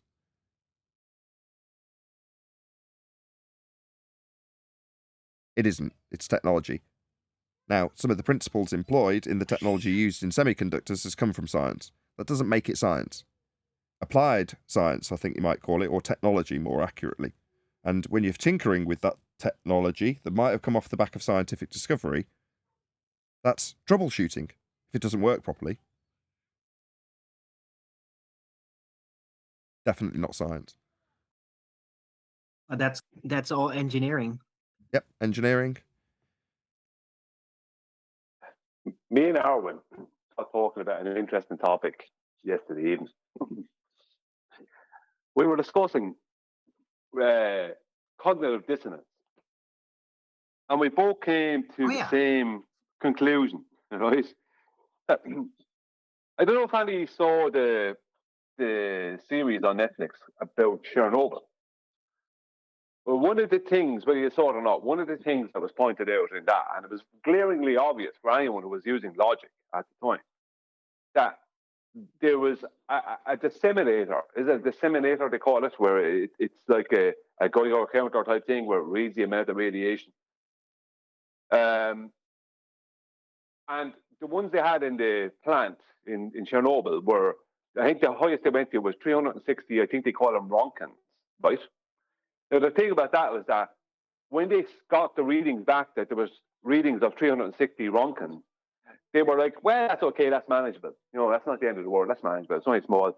You know, we'll totally deal with that. You know, not realizing that that was also the max amount of, let's say, Roentgens that could be read by their disseminators. They hadn't upgraded them, or there wasn't better ones. And it turns out that there was actually something like not 360 Roentgens being introduced to people in the plant. Who, right, this is at a point when they didn't even this is all going to be part of it. This is at a point when they didn't even realize, or they wouldn't even admit to themselves that there was after being an explosion. They were trying to pretend it didn't happen. They literally were saying, nah, that can't happen. They said it can't happen. The core can't explode, right? Whatever. But it turns out it wasn't 360 Roentgens. It was 15,000 Roentgens, right? It was a massive difference. And we were talking about the boilers and critical mass. Or sorry, Cognitive dissonance. Cognitive dissonance, sorry. And we were talking about how there's a situation occurring at present that has never occurred in history. We have people who have redlined the 360 Roentgen disseminators, let's just say. They've redlined them years ago. And we don't know at what amount of cognitive dissonance they're at now. It's like the world has never seen a situation where we have that level of cognitive dissonance after being endured by a group of people. Just right. like It's never been measured before. It's literally off the scale. There's no way to there's nothing to compare it with. Exactly. That was what we were talking about. There was no way to compare this. There was never a situation in history where a group of people had to endure such extreme cognitive dissonance. Just like in Chernobyl, there was never a time in history where a group of people had to experience that level of radiation. I'm not talking about the Hiroshima thing. I'm talking about as a plant meltdown. No one ever experienced that level of radiation. No human being experienced that level of radiation. Well, we have people who are at present experiencing the most amount of cognitive dissonance that has ever been experienced. And we were saying there's going to be a cognitive dissonance event horizon happen. There has to be. Because you can see them breaking up. Critical mass, and then we speculate that they might literally melt, like the Wicked Witch. Yeah, there's like an internal melting going to happen with these people, a core meltdown. You can only do that and take on so much cognitive dissonance. It has a limit. You're not a robot. And even robots have limits. Right, and cognitive dissonance provably causes stress. So if you keep on heightening the amount of cognitive dissonance and the depth that it goes, the amount of double downing on it, at some point you're just going to blow out on stress, basically. It's going to make you old. It's going to make you crazy. What was funny about the Chernobyl, not funny, I don't mean funny as in laughing at it, but I mean what was funny about the situation was, interesting, that's the word. What was interesting was there was people trying to pretend that the core did not blow up. They were saying, nah, it couldn't happen. They didn't want to go look at it. They said, nah. Even though it was in the same plant, they weren't interested in going looking because they just said, nah, it can't happen. They just were so convinced it couldn't happen, they didn't even bother accepting it as even a possibility. And there was, if we look at some of the conspiracy cats, he's after getting burned by radiation. And he's starting to shout, it's burning. But he's not after getting to the point of stating why it's burning. But he's at that melting point, he's starting to meltdown. He's at core meltdown. He's heading for optimal core meltdown. And there's others on the way there as well. You can see it in their behavior, the way they have to go about things. There's something really, for these people, I reckon these people, more than anyone else in the world, the people we deal with, more than anyone else in the world, this particular group of people, they're going to feel the effects of resisting, let's just say, just logical inference, right? And just reality. No one has resisted that amount of it before. I reckon these people are going to feel it more than anyone. An experience, I think that the potential for them to get so bad in it that they will literally start to hallucinate because of it, right? And it might, for them, turn into the literal movie Event Horizon, ironically taking place on a spaceship in hell. So it might get that bad for some of them. Yeah. They might go literally crazy. Yeah, on a spaceship in hell, because that's where their spaceships will be, with them in hell, in a mental hell. Because that's what's happening to them. Because they won't accept what's glaringly obvious. Right. It's like if your eyes are telling you it's not a ball, pluck them out, right? If your ear can only hear reason for why it's a ball and you get something to the contrary, then prick them out. It's like that. Like, how far will this go? When is this Event Horizon gonna happen to them? But when is it gonna be so much that they're literally gonna blow up from insanity? Yeah, well, unfortunately, that might be actually the route so a lot of them take. Because, like, yesterday, me and Aaron were laughing about it, because I was talking about the example of the original Incredible Hulk movie, where David Banner is in the rain trying to fix a puncture, and he hurts his hand with the wheel brace. And just that's that. His eyes just start turning green, and his shirt starts ripping. And eventually he just lifts that car and flings it down an embankment in a rage, in the rain. You're going to have these people doing these kind of things, just absolute public or meltdowns. You know, it's coming.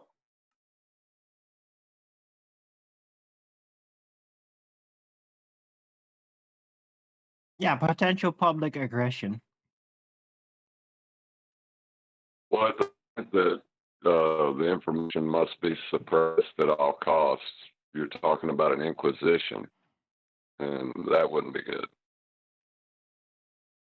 Hey, are you talking about? Tell me that again. Elaborate on that.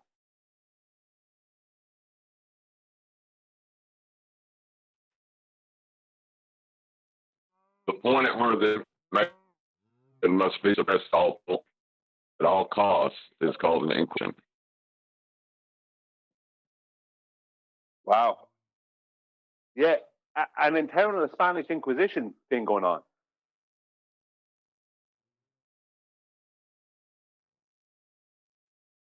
But internally, there's only so much they can do, right? They can erase things from their minds, ensure that they can't attain certain information cognitively. But the outside world is gonna keep going. And then what?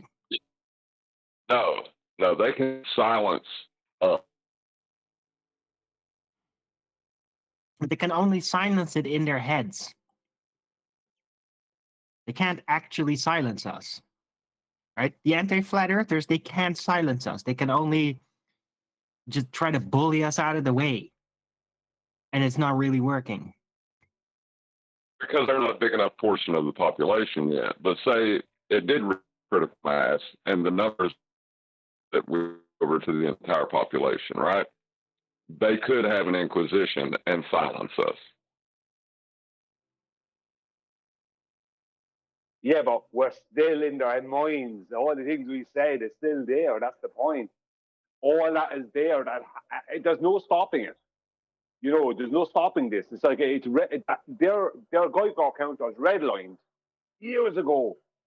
Do you know what I mean? So what level are they at now? 15,000. Like you're talking 18 to 20,000 units of called this. Do you know what I mean? No one ever took that.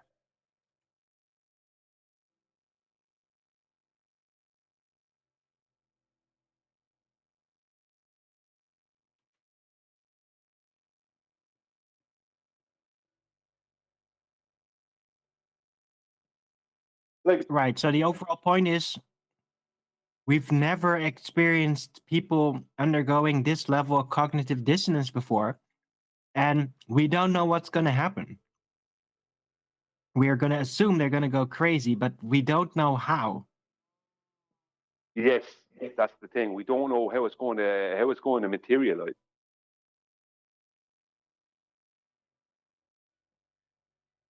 Like, they can let's just say take Nathan, right, and lock him up, and and no one ever sees him, right?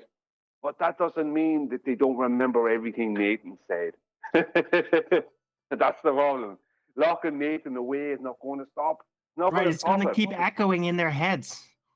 Yeah, they'll never stop. No, Right? it's like once it starts. It's the same effect as, I have to kill your enemy, like revenge, and then, you keep getting flashbacks, right? It won't go away. You killed your enemy, but your enemy's still following you around in your mind. That's going to happen to them too, if they actually manage to actually silence us.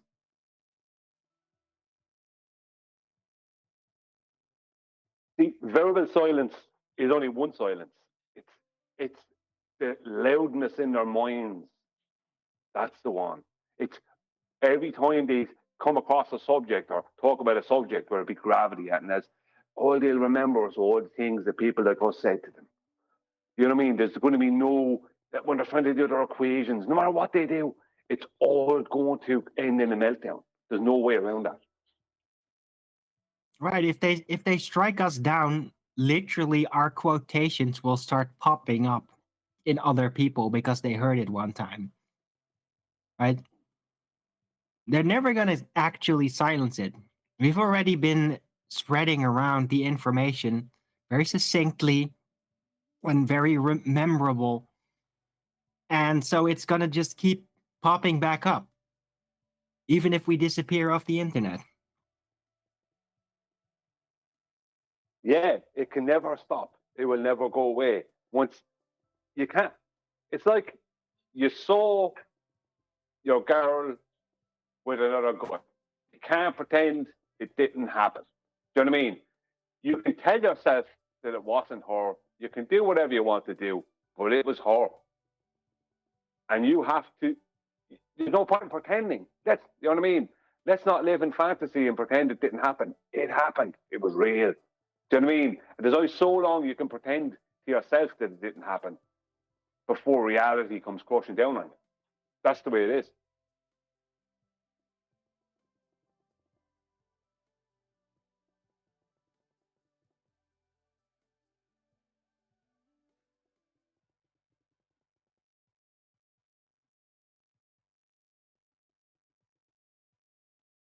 Where did everybody go?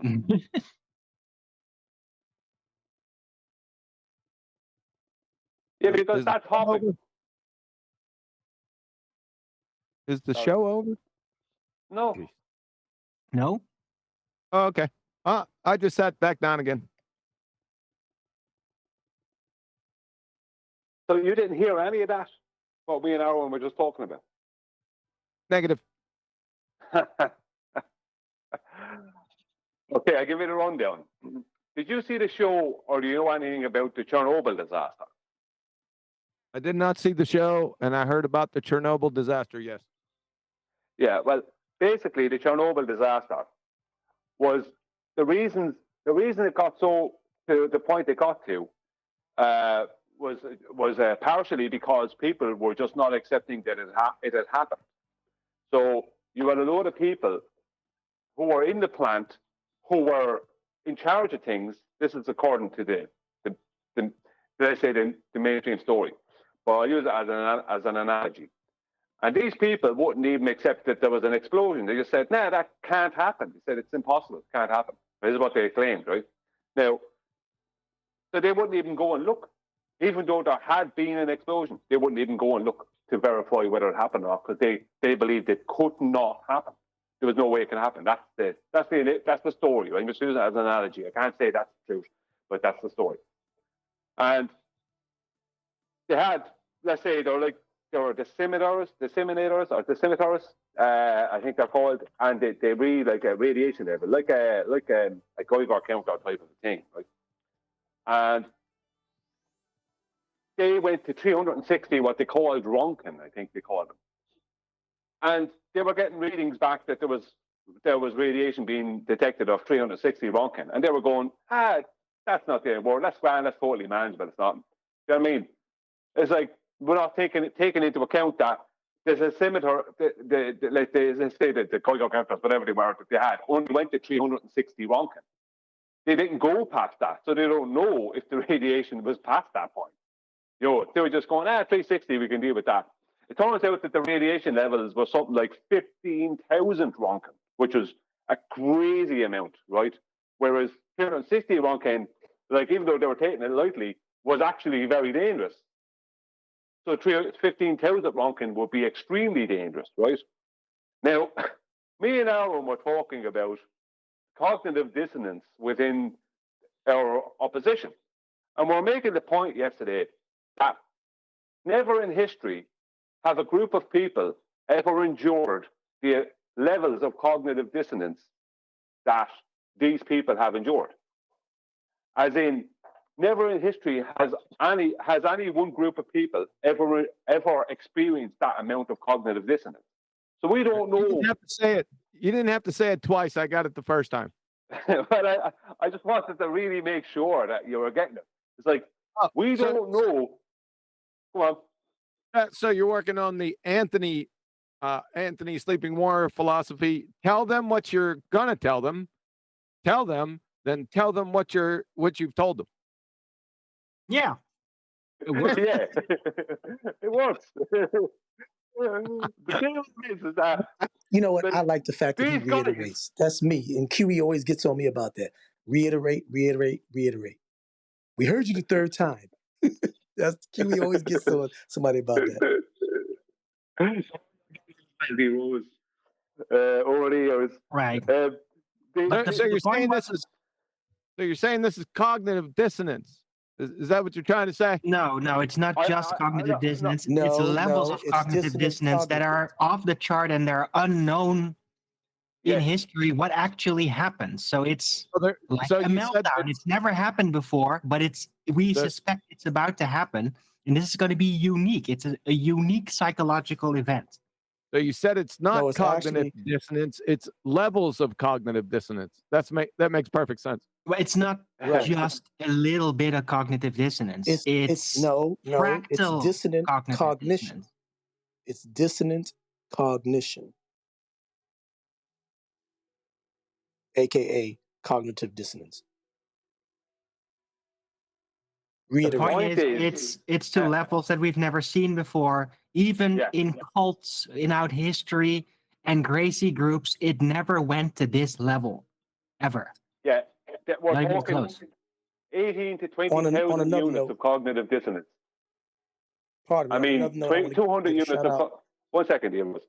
200 units of cognitive dissonance was dangerous at one time. These people must have endured 18 to 20,000 units of cognitive dissonance at this point. Because their Geiger counter was redlined years ago. What is the unit? What is the unit? Transforming. How do you measure that? Activate. You were severely roboting, John. We couldn't make a word of what you're saying.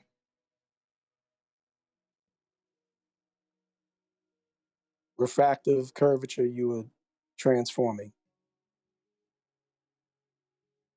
Well, anyway, I want to give a shout out to Supreme Knowing as he goes by. That was on the chat early on the live show for his approach.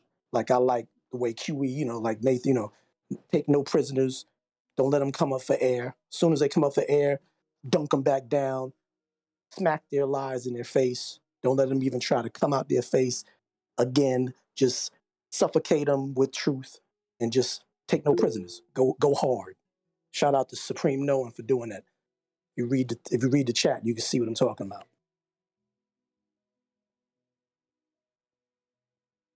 That's not what QE does. QE bazookas their heads off. That's what he attempts to do. Yep. I love it. I love it. That's the only reason why I let QE bully me and fuck with me in the thing, because at least, when it comes down to it, he's on point. And his sword is always sharp. If he was walking around with a little dull Barbie butter knife, I'd have told him a long time ago, shut up.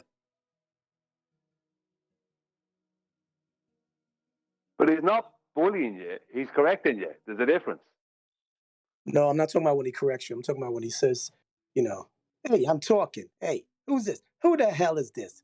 Shut up before I mute you off this damn server. That's what I'm talking about when he does that to me. Or when he thinks I'm always interrupting him. But I always yield. Even Nathan said yesterday, QE, he did yield to you a second ago.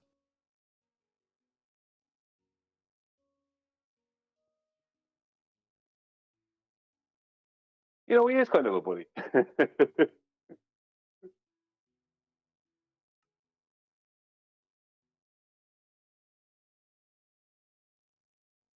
Anyway, back to these units of cognitive dissonance. I can't believe Nathan is silent on this, and Adam is silent on this. I mean, you should have something to say. I mean, what's going on? Nathan's unscrewing some bolts and screws in his computer or something. He has to be doing something. He's probably changing a freaking hard drive or a sound card as we speak. He might be unpackaging a new amp. I don't know. I think he's dealing with technical issues. Or he's just outside watching the lightning storm.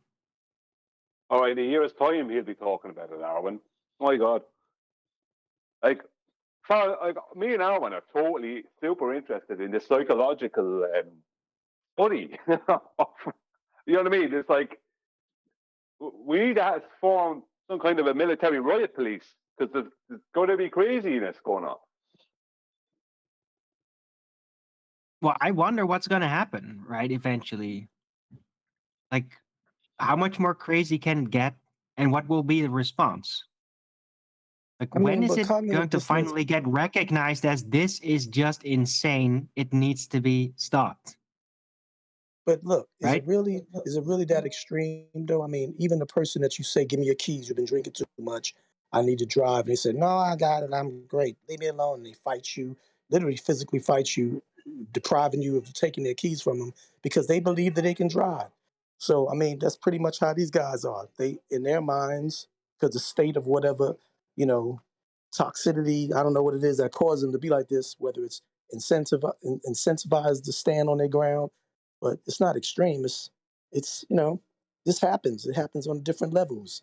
Some people don't believe that their outfit they have on looks crazy, cuckoo. You tell them, hey, man, them shoes on, it looks fine to me. The cognitive dissonance, to me, is not extreme psychotic. It's, it comes with the territory of the human mindset. But they're not talking about you believing you can drive when you're drunk or that your shoes look good when they don't. We're talking about your whole world, right, vaporizing on you. You know what I mean? Your whole world.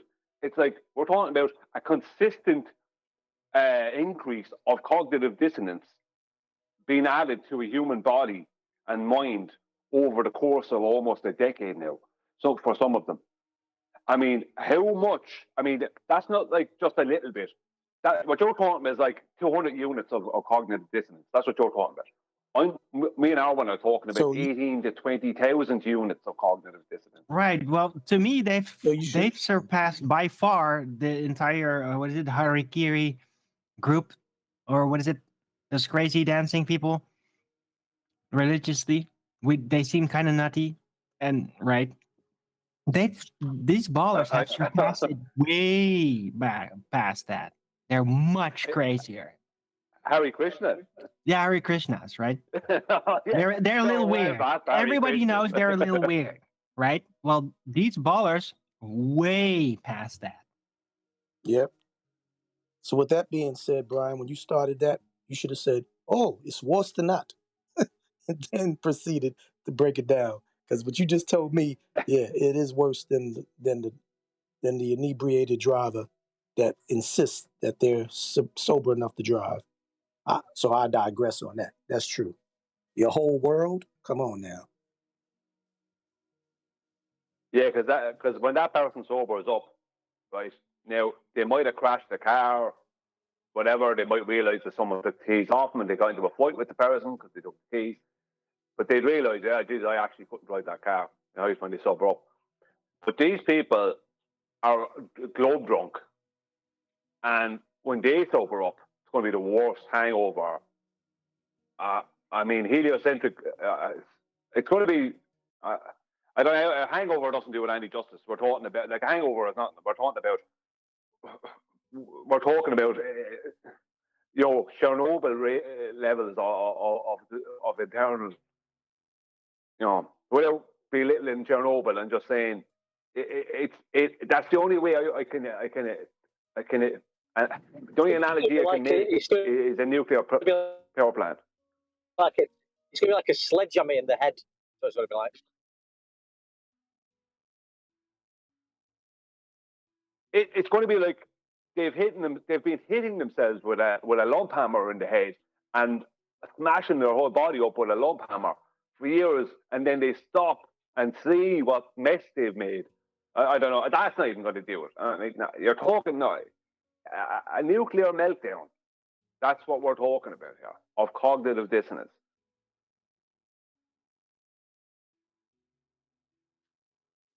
I'm sort of thinking, that I don't know how you think about it. I can't see. I don't think you can convince anybody of anything.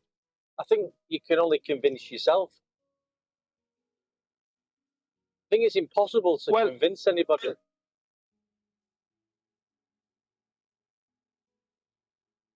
Well, I don't know if that's true or not, because people have convinced me.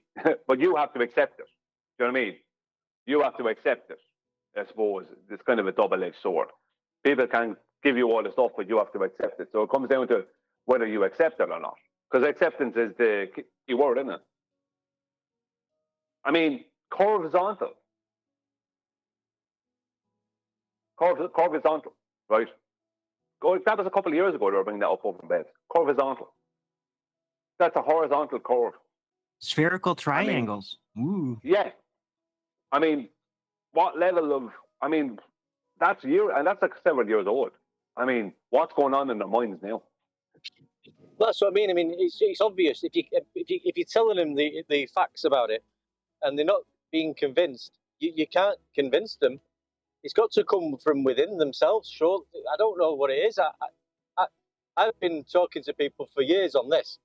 I've never convinced anybody that the Earth is flat. Ever. I don't think I ever will. Even how much I say it to anyone, it's got to come from them, I think. I don't think I can convince anybody, or even if I show them the evidence or the facts about it all. You can't convince them. No, you're right. You can't actually change someone else's mind. And that's the thing about it. That's why the cognitive dissonance levels that has been experienced now by these group of people has never been experienced before. Because they're dealing with not just the religion, but the biggest religion of all time and a whole worldview. Everything pivots everything balances on heliocentrism.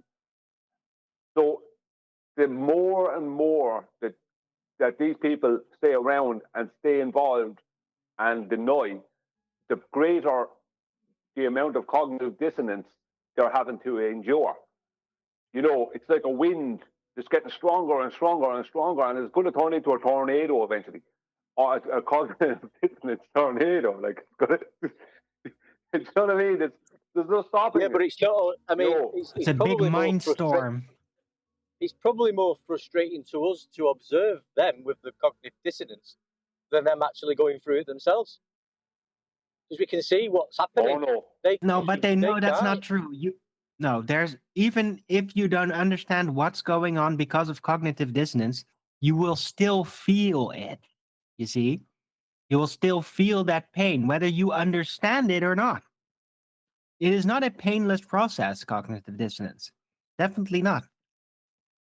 Yeah, when Craig told Mitchell, Craig Fight the Flat Earth told Mitchell, put your hand in front of your face. Can you see your hand? Mitchell went, yeah. Is that your hand? Yeah. And he said, no, it's not. Right?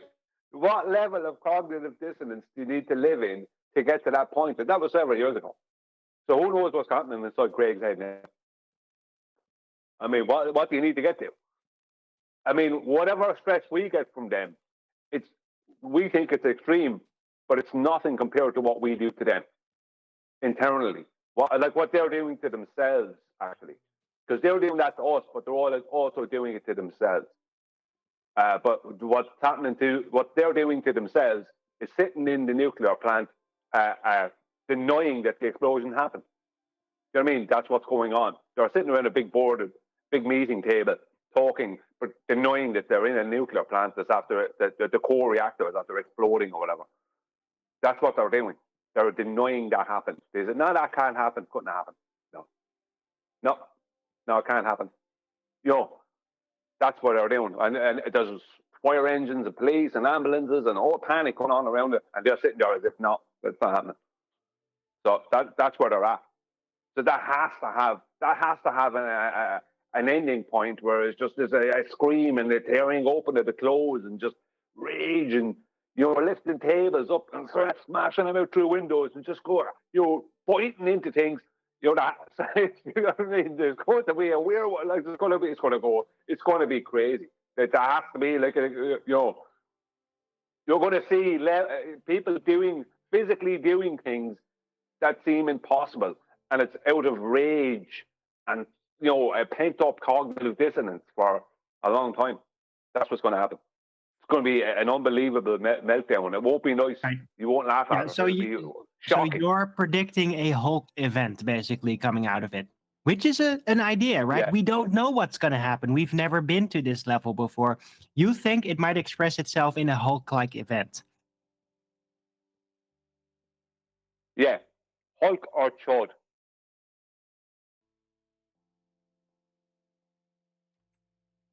Maybe it's just a slow process, and this big awakening of the realizing that the Earth is actually flat has to happen gradually.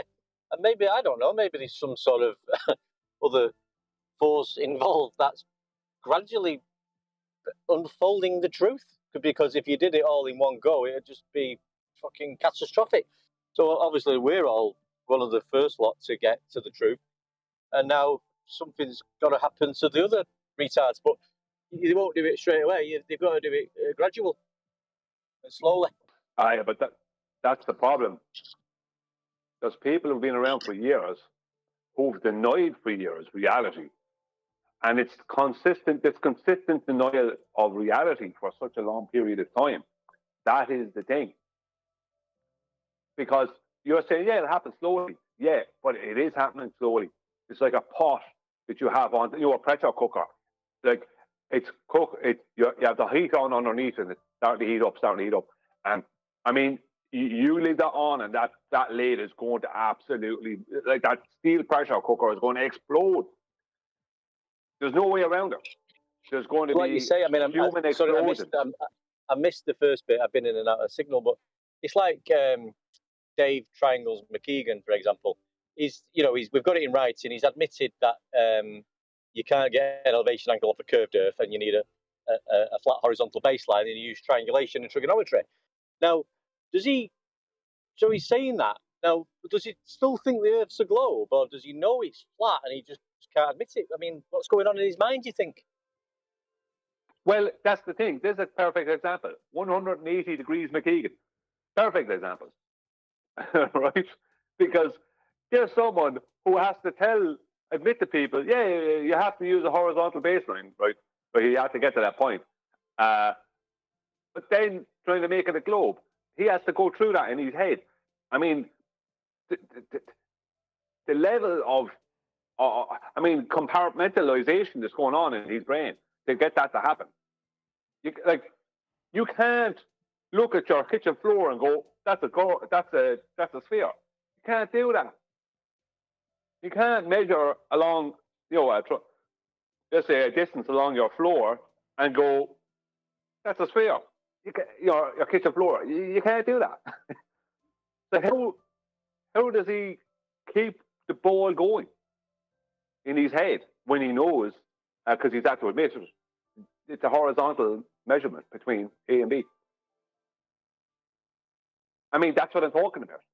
That has to have an implosion. Well, it's the migration. Yeah.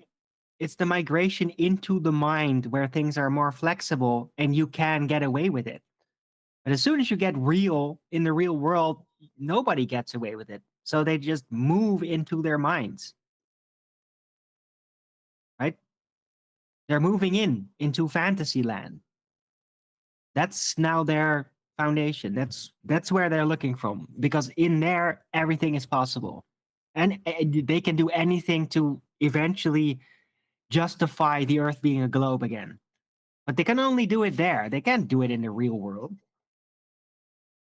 It's like something in the brain's not connecting, because on one hand they're saying, yeah, we know we can't do it off a curved surface. We know we need a flat baseline and triangles and trigonometry. I know that. I know I need to do that. So there's no curve involved, but the Earth is still a globe. Something's not connecting somewhere in the brain. There's got to be some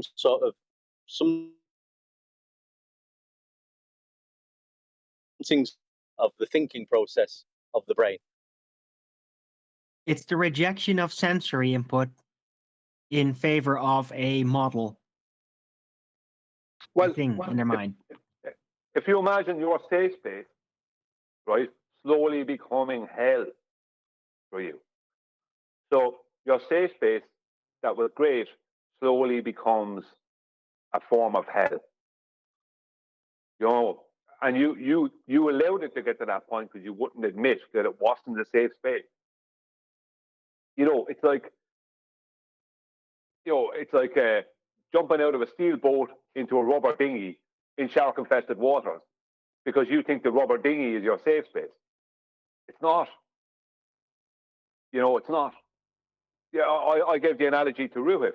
I said I called him Titanic. I called him Titanic personally because I said Glenn Titanic Williamson, because I said there's a boat next to the Titanic that you can get off of the Titanic and get onto it, and you won't do it.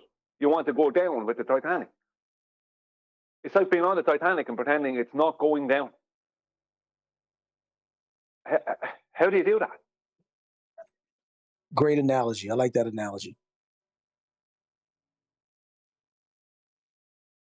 Well, you do it by fundamentally ignoring all your measuring equipment, your bodily measuring equipment, your sensibility, right? If you abandon sensibility, then anything in that moment in your mind can be real, right? Yeah, you refer to the math. Yeah, it's heretical discipleship, period, point blank. Heresy discipleship. That's all, discipleship. Dedicated discipleship of the heresy.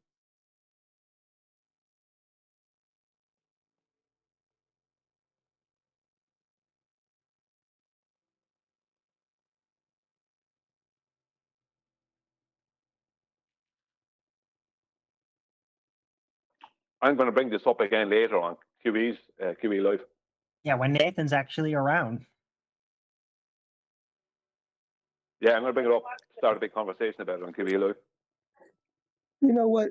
As much as Nathan says he has sleep deprivation, he might be sleep knocked out over his keyboard.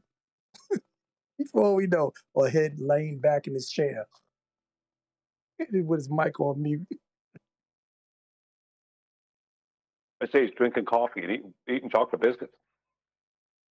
That's what I say he's doing. Chocolate biscuits? Yeah, like cookies, what you call cookies or whatever. Oh, okay.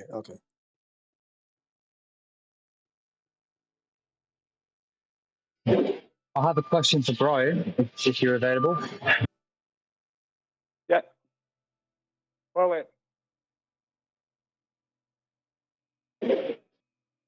I've heard you state recently that the religion's been updated by Thomas Andrew Young, so no horizons are now geometric; they're all refracted. Is that correct? Yeah, all horizons are claimed to be refracted on the globe models. There is no horizon that's claimed to be geometric. Andrew Thomas Young does all these refractive calculations along horizontal, and then he adds the R value. So these refractive calculations, is what gives them their initial 7/6. Sorry, Brian, is that apart from the globe calculation? 1.2 times the observer's height in feet squared situation. That's a physical claim, isn't it? Well, yeah, that's a distance claim to the horizon. It's a 1.225 times the square root of the observer's height in feet. Yeah, so that is purely mathematical. Claim, but then they jump out of the physical claim into optical claims, then, don't they? Yeah, if you were to do, technically your actual starting point for their claim would be 1.34 times the observer's height. Is it 1.34 times the observer, the square root of the observer's height in feet? Because that's 7/6R. But you're not calculating, because you're not measuring anything. You're not calculating for a geometric horizon. Then you're only calculating from that point on, which is their actual starting point. Is that they're always only calculating for a refracted horizon. So there is no, that's why they have to admit that the geometric horizon was only in the maths, because it is. You'll never see an horizon, just even as a horizontal distance from you, foregoing fog, but under everyday conditions, you will never see an horizon that will match the distance it would be from you if we lived on a globe. Never. It never happened.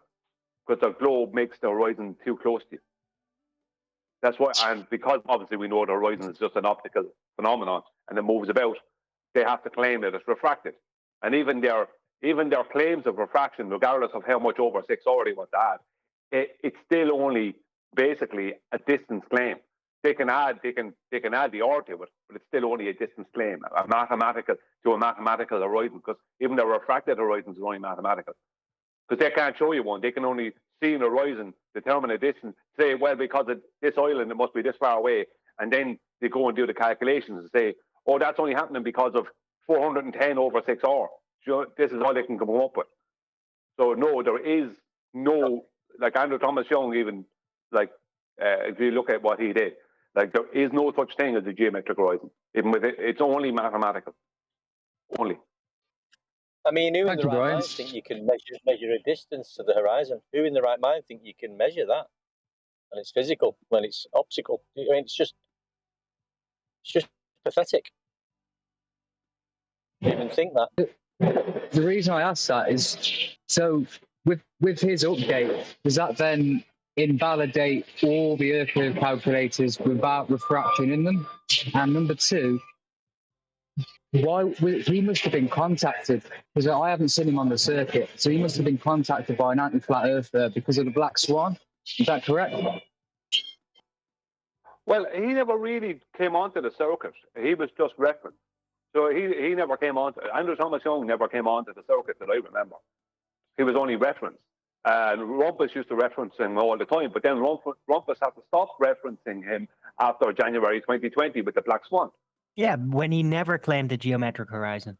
Yeah, because he was constantly claiming a geometric horizon, and then he had to start claiming a refracted horizon. But also, as well as that, it wasn't just that; it was that we had pointed out that Andrew Thomas Young does all these calculations over a horizontal plane, all these refractive calculations over a horizontal plane, and then he adds R. It's just a load of calculations. Yeah. That's basically all Andrew Thomas Young is doing. You know, he might know the kind of basics. Sorry, go on. No, I was just saying, like, I don't know Rumpus, but it doesn't matter what Rumpus says, really. As long as that Earth curve calculator is in action for the globe plane, that's all we need to know. It doesn't matter what Rumpus says, or Ruhif, or anybody, because they're nobodies. They're just liars who make things up for their own cognitive dissidence. But it seemed like whenever Rumpus or Rufus said something, all the other numpties followed suit, and then you noticed that it was a commonality in the narrative. You started hearing them spew that. Nobody can say that the horizon. If they're claiming the horizon is physical, you can't then say, well, it's not physical, it's refracted, because they've got a calculator telling us it's physical with the distance to it. So we have to just stick to that. Yeah, so has the refracted horizons, so anybody claiming bottom-up obstruction, they're behind, they need to download the update in their mind, is that right? Well, what they're claiming is something has been obstructed by refraction, which is not a geometric obstruction, so it means nothing. So if I claimed that something has the bottom of a boat has been obstructed due to inferior mirage, that's the same thing as one of them claiming that there's a refracted horizon obscuring the bottom of a boat. It means absolutely nothing. Yeah, it's just optical. There's no geometric blockage. They have no geometric blockage they can ever show because their horizon is always refracted. That means at no point in history was the bottom of a boat blocked by our core. Because there is no yes, that's what I was getting to. Thank you. No worries. Even if you go to Metabunk, MidQuest has 7/6R. The reason he has to add that in all the time because that's their standard refraction. 7/6 of the radius is the standard. Then it goes into what is terrestrial refraction, basically, which is more than 7/6. So I did a video recently about BLMSB 69's video of a 1-foot observation on the beach in Santa Barbara to an island. I can't remember the name of the island, 31 miles away. So you've seen an horizon 31 miles away from 1-foot observation height. That would mean, as a glober, I would have to claim that has only happened because of 3,845/6R. And that claim would involve it all happening below surface level, below horizontal surface level. So even that claim is mathematical. They have absolutely no geometric claims. And that was the whole point of the Black Swan that a lot of people don't understand. It took away all their geometry, so they don't have a claim to make. And with that, I'm going to say another huge, massive, enormous thank you to both Discord, G+, and indeed Matrix panels for making today's after show possible. And of course, a massive thank you to all of you in either Nathan Oakley 1980 or Nathan Oakley premiering streams. Hopefully smashing the super chat, liking, commenting, sharing, subscribing, joining as a Nathan Oakley 1980 channel member, and all that good stuff. I've been Nathan Oakley, and I will see you all in the next video.